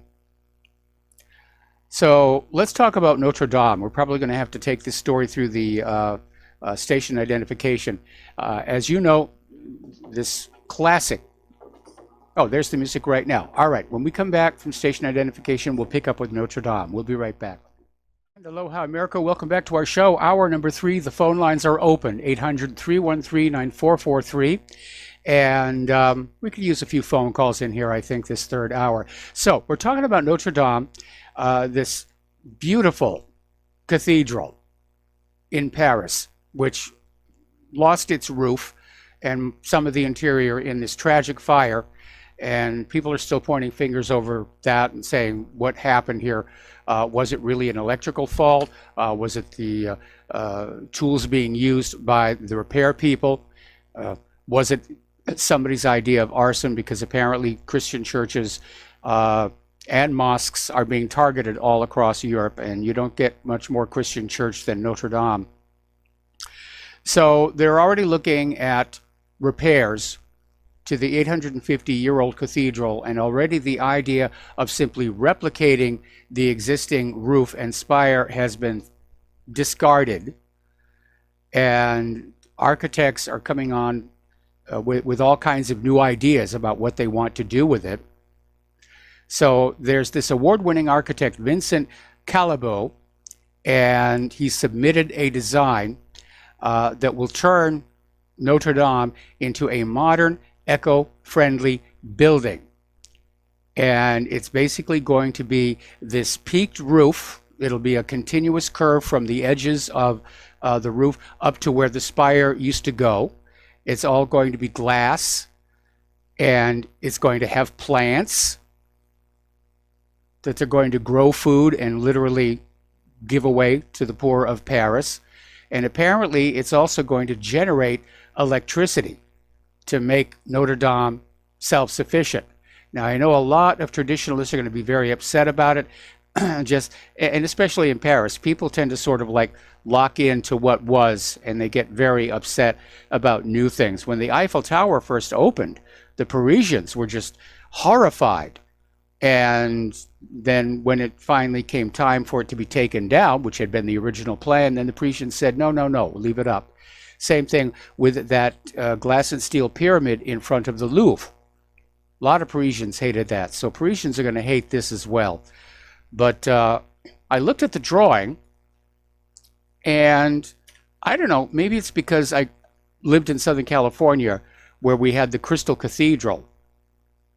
But it doesn't look bad to me at all. Doesn't look bad at all. Now, we're all familiar with the concept of a light emitting diode, or LED, and they are sold with this idea that they're going to last for years and years and years. And unfortunately, a lot of bad products were put out with them, in particular the area of flashlights, where you'd buy the flashlight because the card said LED bulb, good for 12 years, and then after only a few months, the other parts of the flashlight start to break and wear out, in particular the little plastic battery carrier, and you can't get a replacement for that. So what do? You throw the flashlight away, you go buy a new one. Planned obsolescence. Now, over in Detroit, they mounted a major overhaul of their streetlight system to replace the earlier lamps with LED illumination. So far, so good. Unfortunately, it's starting to fail just a few years after being installed. And some of Detroit's neighborhoods are sinking back into darkness. Now, the authority behind this overhaul of Detroit's streetlight system filed a federal lawsuit Monday against the manufacturer of nearly a third of the city's 65,000 streetlights, saying that a fix is expected to cost millions. Now, the company is called Leotech Electronics USA, and basically said upwards of 20,000 of these LED lights are prematurely dimming and burning out. In fact, the Public Lighting Authority is expecting a system-wide failure of Leotech's LEDs in the short term. We actually have a similar problem here in Hawaii. A couple of years ago, they started replacing our traffic lights with old conventional tungsten bulbs with these LED panels, red, green, yellow LEDs, and figured, well, that would be fine. And here in Hawaii, we can get away with that. Other cities on the mainland that have tried that have discovered that because the LEDs don't generate any heat, the snow and ice will build up on them. So they have to go on out and clean those. Here in Hawaii, that's not an issue. But what is an issue is, again, the LEDs are starting to fail. And is it just that LEDs aren't all that they're advertised to be? Or are there simply too many manufacturing shortcuts?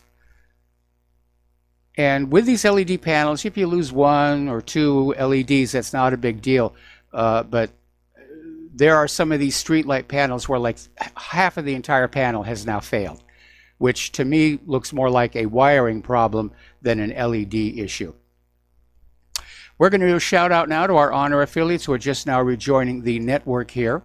The United Nations has come out with a new report saying that up to 1 million species are at risk of extinction. They're calling it an environmental apocalypse. Well, it certainly sounds very serious until you remember that species go extinct all the time.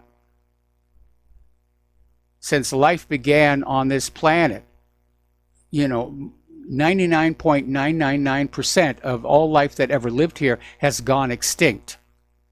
That's just how nature works. Now, obviously, there are some cases where human activity and pollution are impacting species, and there ought to be a concern there. And I do like nature, but I think we need to start putting the focus back on human beings, like those children in Yemen who are still going hungry. And I have to raise my hand to the United Nations and say, what are your priorities here? Now, here's an interesting development. Apparently, scientists down at the bottom of the Mariana Trench, which is pretty much the deepest spot on Earth that you can do, they've discovered a bacteria that has the interesting little feature of eating petroleum. And scientists are saying these could be hopefully brought to the surface, decompressed, and used for cleaning up oil slicks. That would be a really, really good thing there. Maybe just drop a bunch of them down to the bottom of that Gulf of Mexico. Not too long ago, the Nevada Museum of Art sent a sculpture called the Orbital Reflector up into space. It was sent up into space in early December with SpaceX's Falcon 9 rocket, along with several other small satellites. It was designed to eject from the satellite and open into a diamond-shaped balloon that would reflect sunlight back to Earth and be visible to the naked eye. And I imagine it probably would be. I'm old enough to remember the ECHO project, which was this 100-foot wide mylar balloon that was put into orbit to experiment with passive radio reflection. And it stayed up there for a very, very, very long time. But it was bright, and when you saw it, you knew it was there. However, for the Nevada Art Museum, there has been a problem. During that 6-week government shutdown, NASA lost communication. They couldn't keep people working to keep track of the satellite. They could not get the go-ahead to inflate the balloon. That's because many federal employees ranging from NASA scientists to the FCC were put on full or partial leave during the period. And as a result, by the time the government resumed 35 days later, all communications with the satellite had been lost. Well, I'm hoping that NORAD is tracking it. Otherwise, it's just another piece of dangerous space junk up there. Now, here's an interesting little article. Apparently, a team of scientists led by the National Nuclear Laboratory, working with the University of Leicester, have succeeded in extracting americium from some of Britain's plutonium stockpile.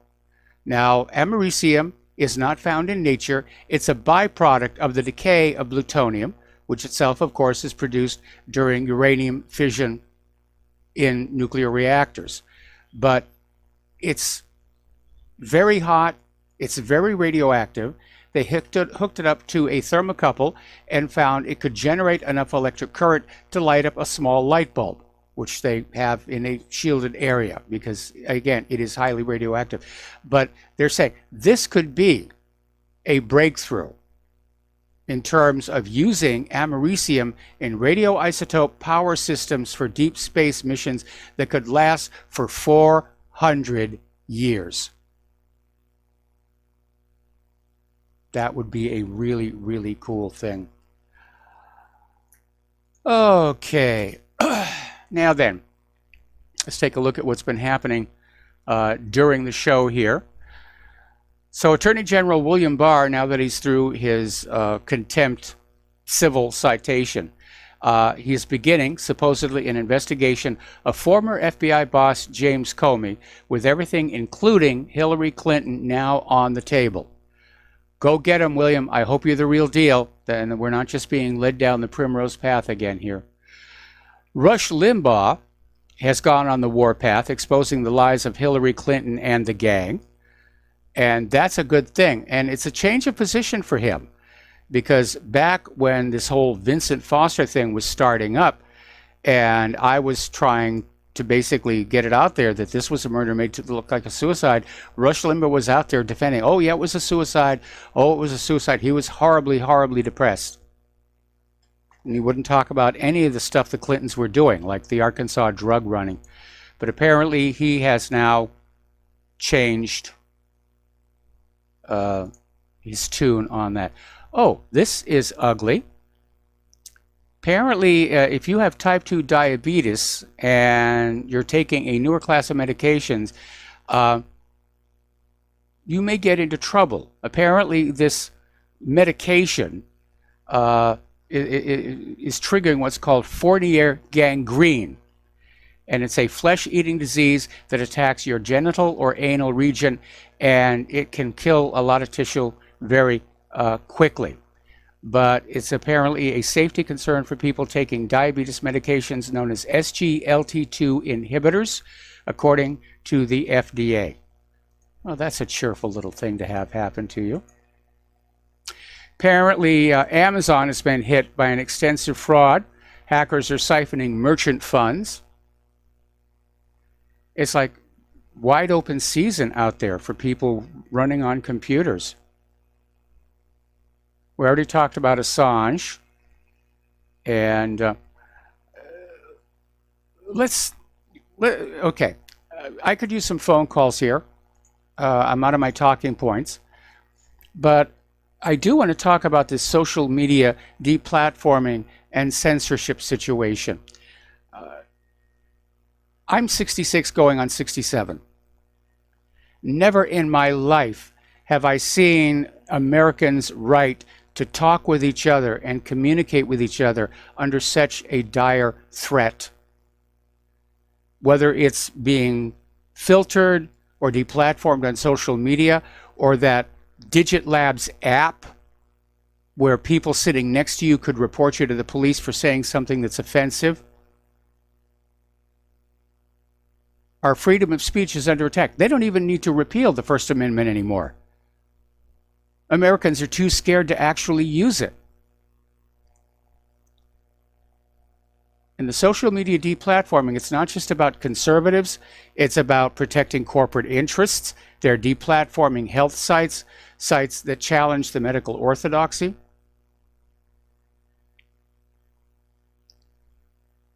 And we have gone totally fascist in this country. We really, really have. Okay.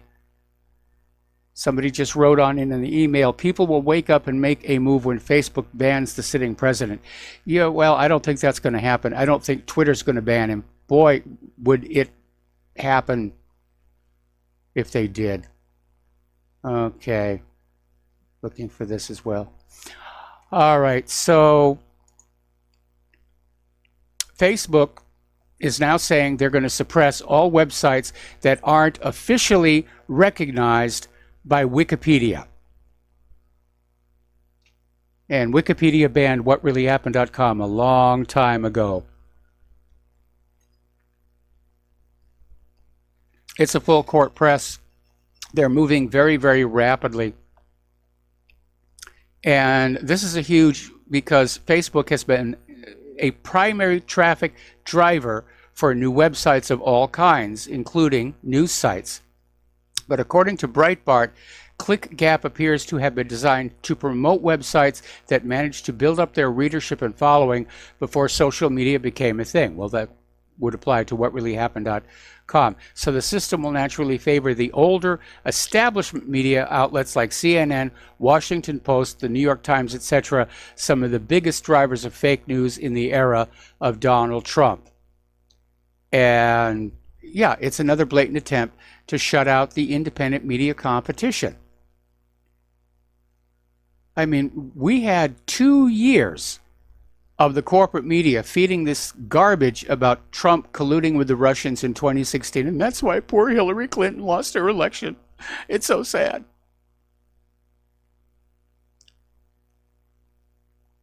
Those people still have their jobs. They're very well paid. None of the people who lied to us about Saddam's nuclear weapons ever lost their jobs. Those CNN reporters who claimed that there were elections in Venezuela last January, they still have their jobs. All right, we're going to take a phone call from Robert in London. Aloha, Robert. Welcome to the show. What's on your mind? Hi, Michael. Yes, yesterday I had trouble with the internet, as I explained to you yesterday about my radio going down, and also on Monday, Fox, I've used Fox. What's it called? My web browser. You mean Firefox? Firefox. I've been using that for so many years, and on Monday, they killed all my add-ons to the Firefox and some updates, automatic updates.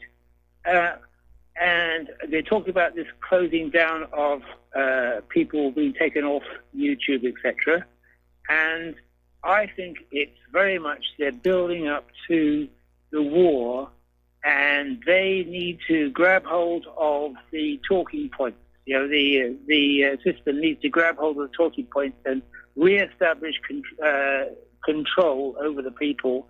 The narrative. Because it's all because the Iran, is it Venezuela, somewhere, anywhere, please let's have war. We need to control the narrative. So anybody who's not controlled, we need to control quickly. That's theory. Basically it, is recapturing the narrative, because again, we know that these wars are all being started with lies. We know that corporate media lies. Sure. That CNN whopper about elections in January being a good example of that. And right. if there's one place where the independent media has had an impact, it's that we have basically retrained the American people. Back at the height of the original Cold War, 1950s, 1960s, going into the 1970s, the American people trusted the government. They trusted the corporate media. They believed what they were told. They believed that Lee Harvey Oswald acted alone, or at least they did for about 30 years. Now they're having their doubts about that. And the U.S. government, corporate media want to go back to that golden age. The problem with that is that if independent media is driven out of existence, it's not like people are going to overnight go back to just trusting everything they see on the TV sets and at those podiums where the politicians are speaking. The trust is going to be gone. The American people are becoming very cynical. And the fact that they're shutting down the independent media, it's very alarming. Anyway, Robert, stay on the line. I got to take a commercial break here, and we'll be back with you after these few words. And aloha, America. Welcome back to our show here. We're talking with Robert in London. We're talking about the internet, and there are a couple of overlapping issues to look at. And one of them is the general decline in the quality of service by companies such as Spectrum, which we're having to deal with here. And the fact that so much of what we deal with related to the internet and computers has become, I think, almost unusably complicated.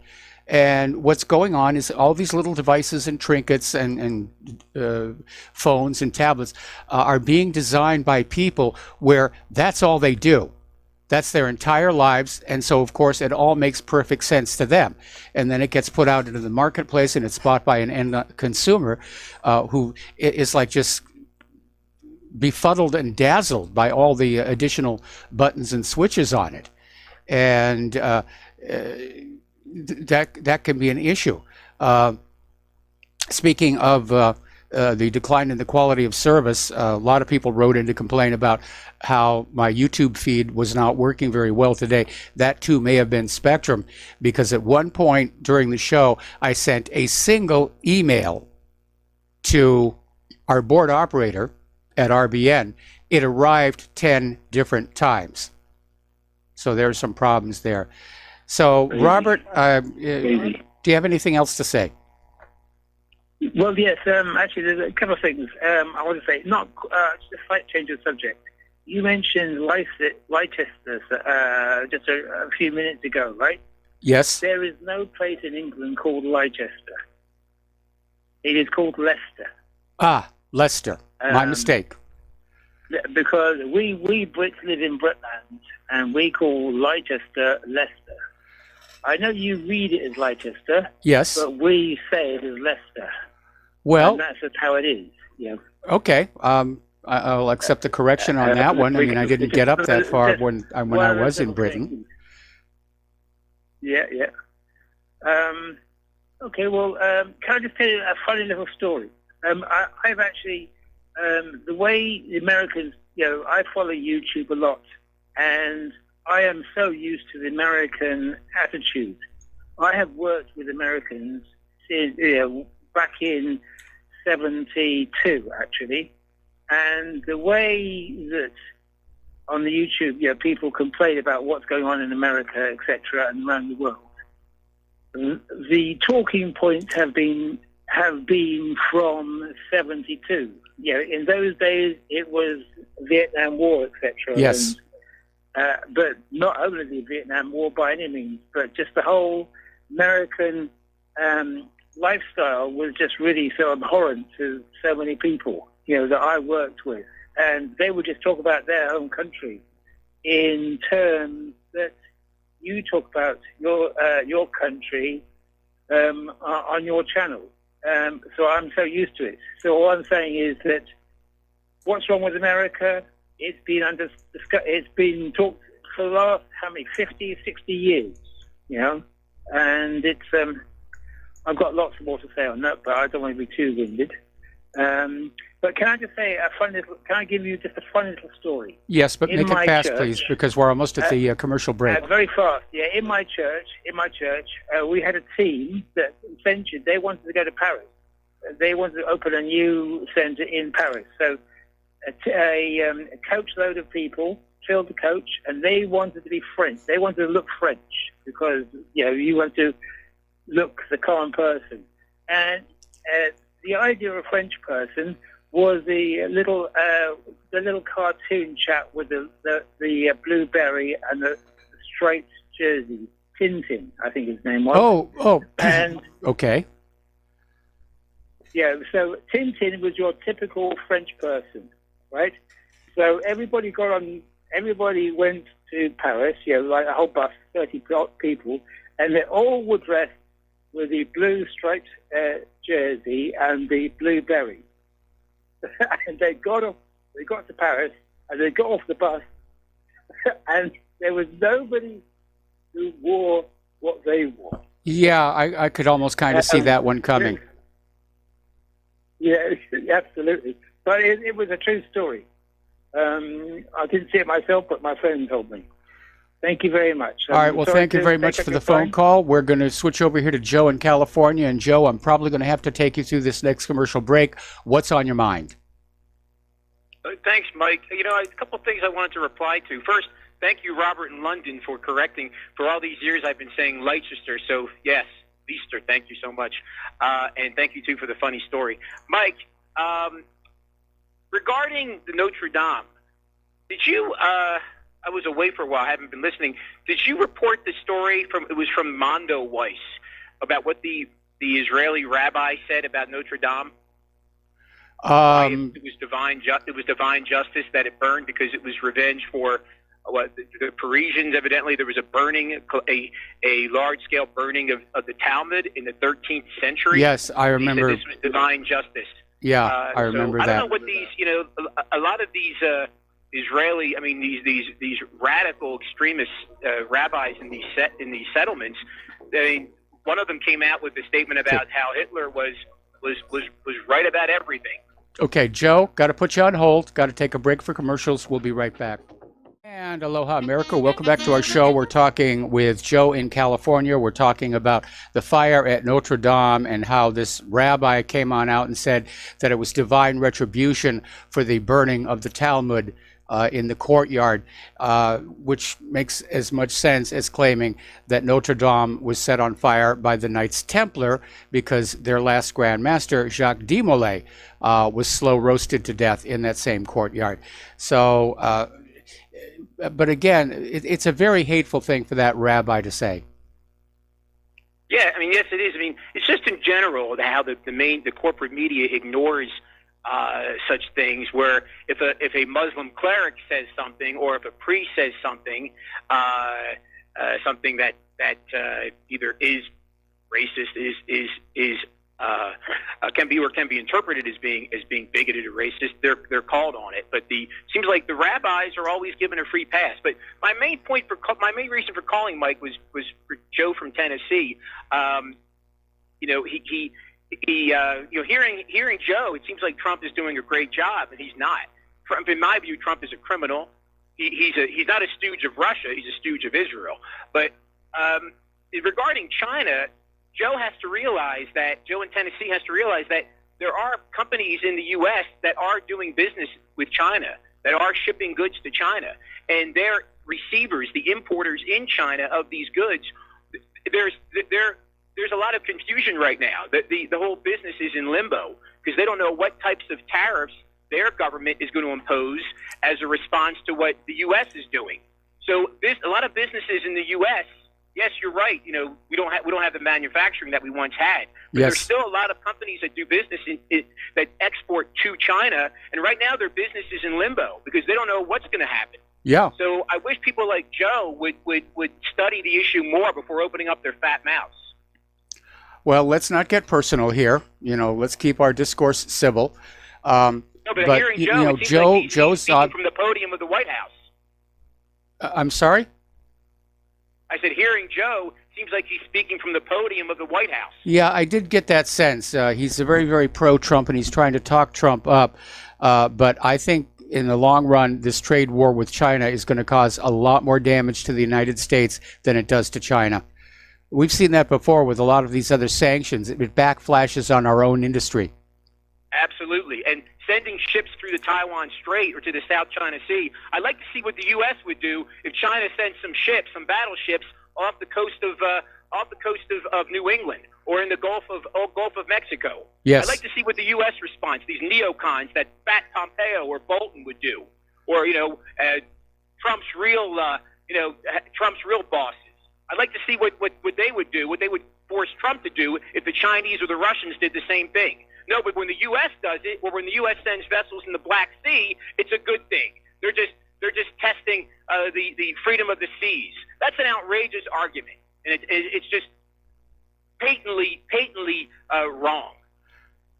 Well, it absolutely is, and it's just the U.S.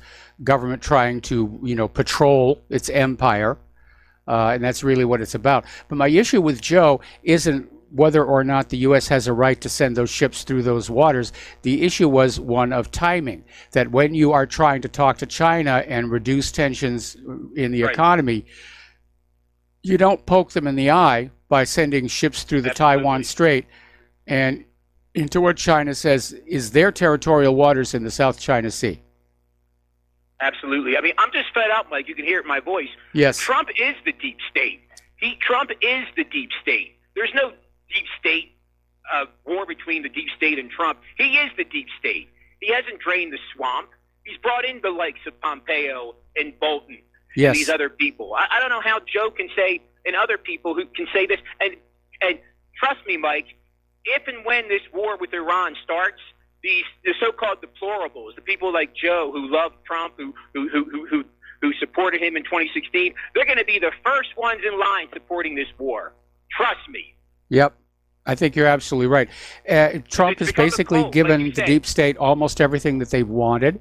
Absolutely. And so I keep scratching my head and saying, why is there still so much animosity? I mean, over on the Fox News feed here, they're still going on about, well, the next step after Mueller's report, we've got to open up more investigations. So I don't know exactly what's going on, but Trump is a disappointment, I think, basically sums it up. But it's become a cult, like with Hillary Clinton. It's become a cult. He can do no wrong. He campaigned against these wars, and yet here we are. We could have one with Venezuela and Iran. And, of course, the wars in Syria continue, and the war in Yemen continues as well. So he's been a complete, unmitigated disaster. Yep. I'm not going to argue against you. The only way I would ever support him in 2020 is if Hillary runs again. I feel the whole system is corrupt, Mike. Even if Tulsi Gabbard, I support Tulsi Gabbard just on her anti-war position. But even if she were to win the White House, she would be the same. She wouldn't be able to enact her agenda. She'd be the same. She'd be handcuffed. She'd become a warmonger. She'd have the likes of John Bolton and Pompeo. Call me cynical. I believe that's what would happen. That's how corrupt our system is. They have an iron grip on the system. These people. Yes. That even a person like Tulsi Gabbard, she couldn't get her agenda, her anti-war agenda through. Not a chance. It's impossible. The interests against her, the money involved, no way, no chance. Yeah, I'm sorry to say I agree with you. It is a systemic problem. And again, looking at my prognostication that the U.S. government is headed for a Soviet Union-style collapse, it becomes predictable that we would be going through this kind of period of partisanship and just infighting, visible in public view infighting among the various politicians. But I think this nation is headed for a crash. I just hope they don't take the rest of the world down with them in a nuclear war. I just want to say one thing where Trump's wanting to his policy. He wants to lower the threshold for those who are living in poverty to bring that number down. The inflation numbers are underreported. You hear a guy like what's his name from Shadow Stat, John Williams from Shadow Stats. The inflation's a lot worse than the government reports. Yes. So you're going to lower these numbers. You're going to make it even harder for these people. And I'm not one for handouts, but look, all the offshoring of jobs, they created this problem. They created this problem. They did. They did. They absolutely did. They created this whole mess here. And one of the ways that they rig the inflation numbers is they don't include the price of food, which is where inflation shows up first. Exactly. Yeah. So I just wanted to get that off my back. I mean, Joe's a good guy. He's intelligent. I can tell that. But I got a little emotional. But I feel like people like Joe, they need to step back from their devotion to Trump and just look at things. Look at the cold facts and what he's done and what he promised that he was going to do, what he hasn't done. Yes. So I'll just leave it at that.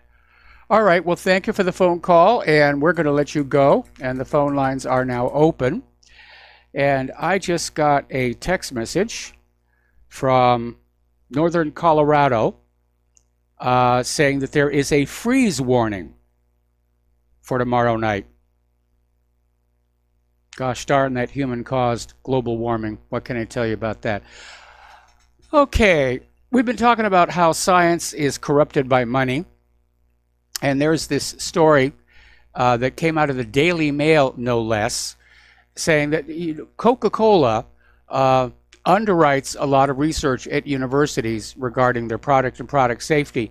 But experts going through the documents have discovered there is a clause in there where Coca-Cola gets the research results before anybody else and can legally basically shut down the research and walk away with the data. And, if you want your money, you'll sign the contract. And that's basically what it is. Researchers say the legal clauses they found mean that Coca-Cola could suppress critical health information and may have already done so. But there is no way of knowing if so, what, when, and to what extent. Okay. Now, getting on back to Robert in London, there was a problem with Firefox this last week, and it came on down to the expiration of an intermediate signing certificate, which is used to authenticate third-party Firefox add-ons and extensions. And apparently the certificate expired, somebody wasn't paying attention, and all the add-ons shut down. In some cases, people lost actual work. I mean, with the reactivation of the certificate, the add-ons came back, but a lot of people just actually lost work. So that's what happened with that. Another article, this one also from the Daily Mail, talking about your little household helper device. And they're talking about Alexa and how basically, yes, it is listening to you. It's eavesdropping on your housemate's gossip. It's recording details about insurance policies. And apparently, for some reason, is even listening to the family dog. One user found his Alexa repeatedly activated to record the same guest in their house gossiping about work colleagues, while another one was recorded in a private discussion about their insurance policy and another about a dream job. Apparently, in one household, Alexa woke up 13 times to record the dog barking. So that's kind of a scary, scary thing here. Apparently over in Texas, they're proposing a law that would ban junk food purchases on food stamps, which I think makes a lot of sense. That stuff is not healthy. And it's just more profits from the big food conglomerates. Another little piece of news from space. If you've looked at a lot of the photos of astronauts on the International Space Station, it sometimes looks like their heads are a little puffy. And it turns out that researchers have found that spaceflight changes the way fluids shift in the brain's ventricles and basically push the fluid in the ventricles upwards, causing them to slightly expand 3 ventricles in the brain. And apparently the skulls will stretch, but it can also lead to vision problems. Okay, story out of Investment Watch blog. Let's make a deal. Trade war cloud over 2020. Wall Street on edge. They should be. And like I said earlier, today's stock market looked like it was on its way to recovering some of yesterday's losses. And at the last moment, it just hit a wall. All right, so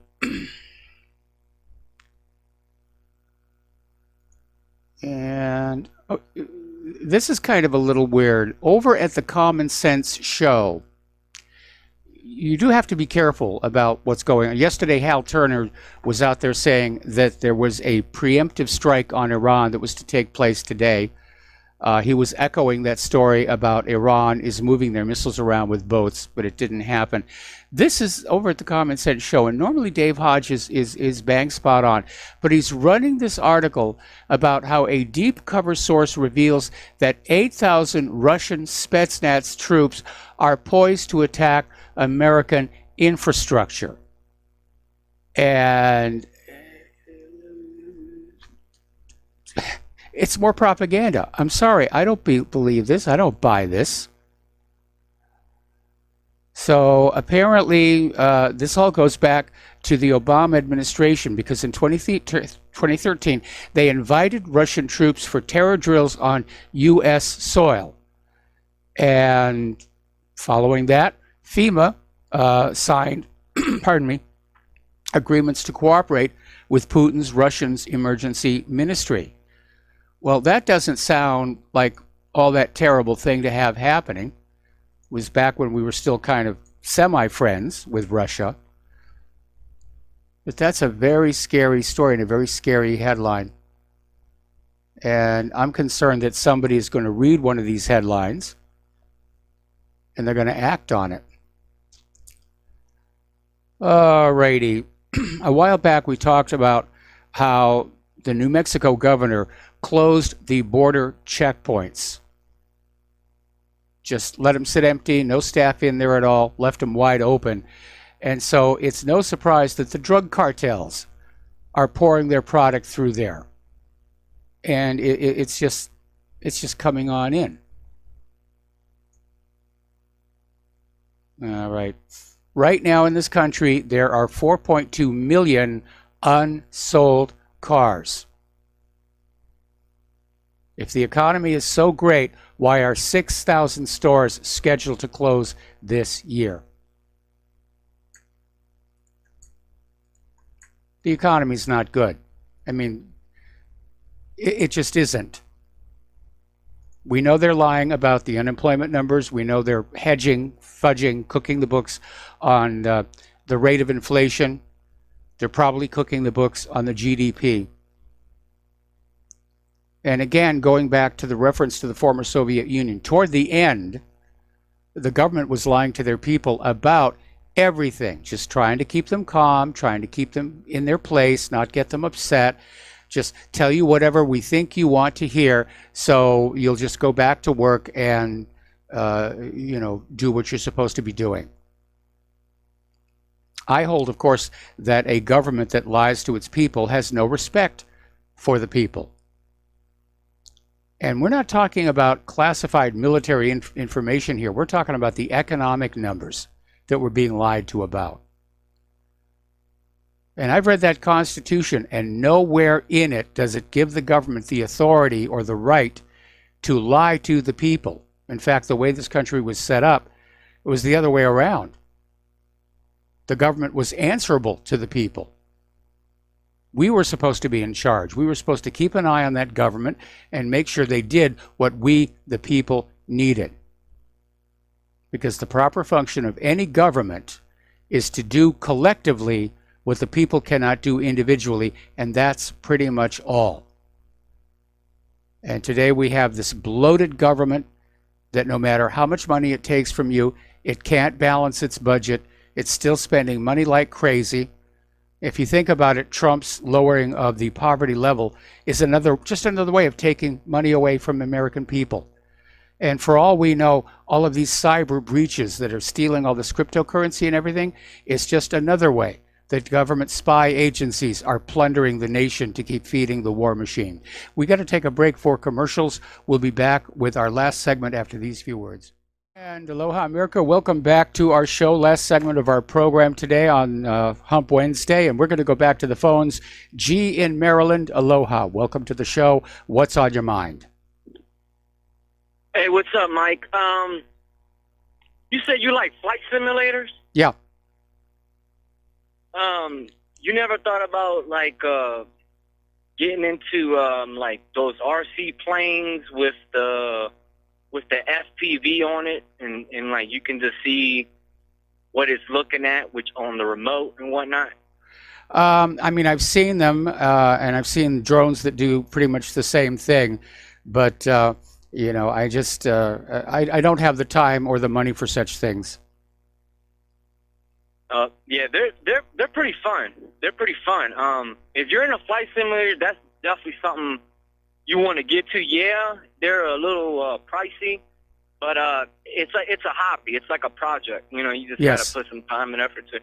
But hey, Mike, I wanted to. A couple minutes ago, you were talking about Coca-Cola. Yes. How they were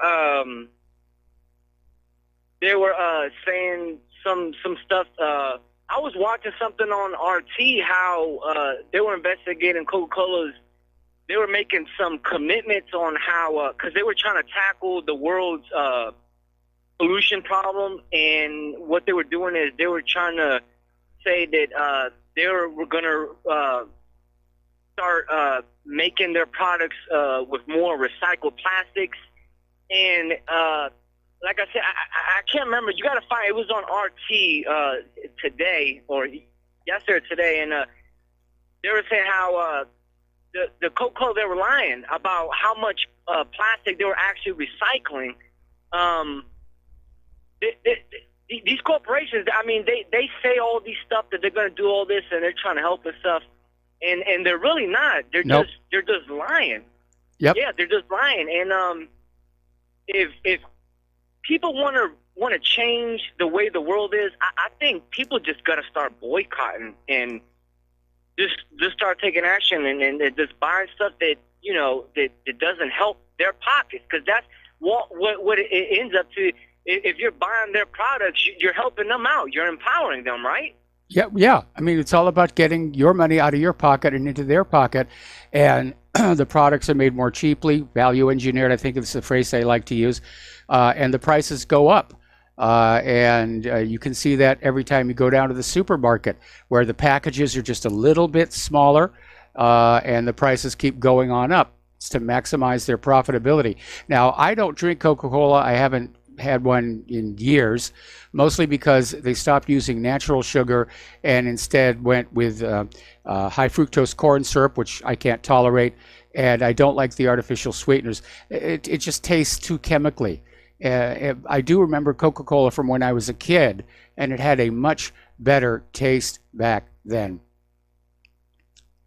Well, I remember that the Coca-Cola, the original ingredient, actually had cocaine in it. But yeah, it was originally sold as a patent medicine.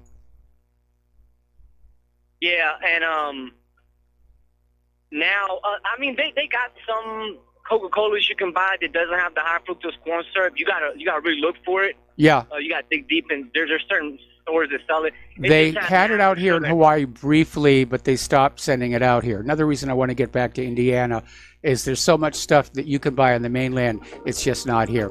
Anyway, there's the music. Gee, we got to let you go and sign off. Please stay tuned for John Stadmiller. I'm sure he's got lots of interesting things to share with you. Please take what you learn here and at whatreallyhappened.com and share it with everyone that you know. Right now, person-to-person communication is our best means of spreading the truth in the face of a corporate governmental structure that's trying to drown us in lies. So have a good rest of the day. We'll be back tomorrow. Aloha, America. Tired of being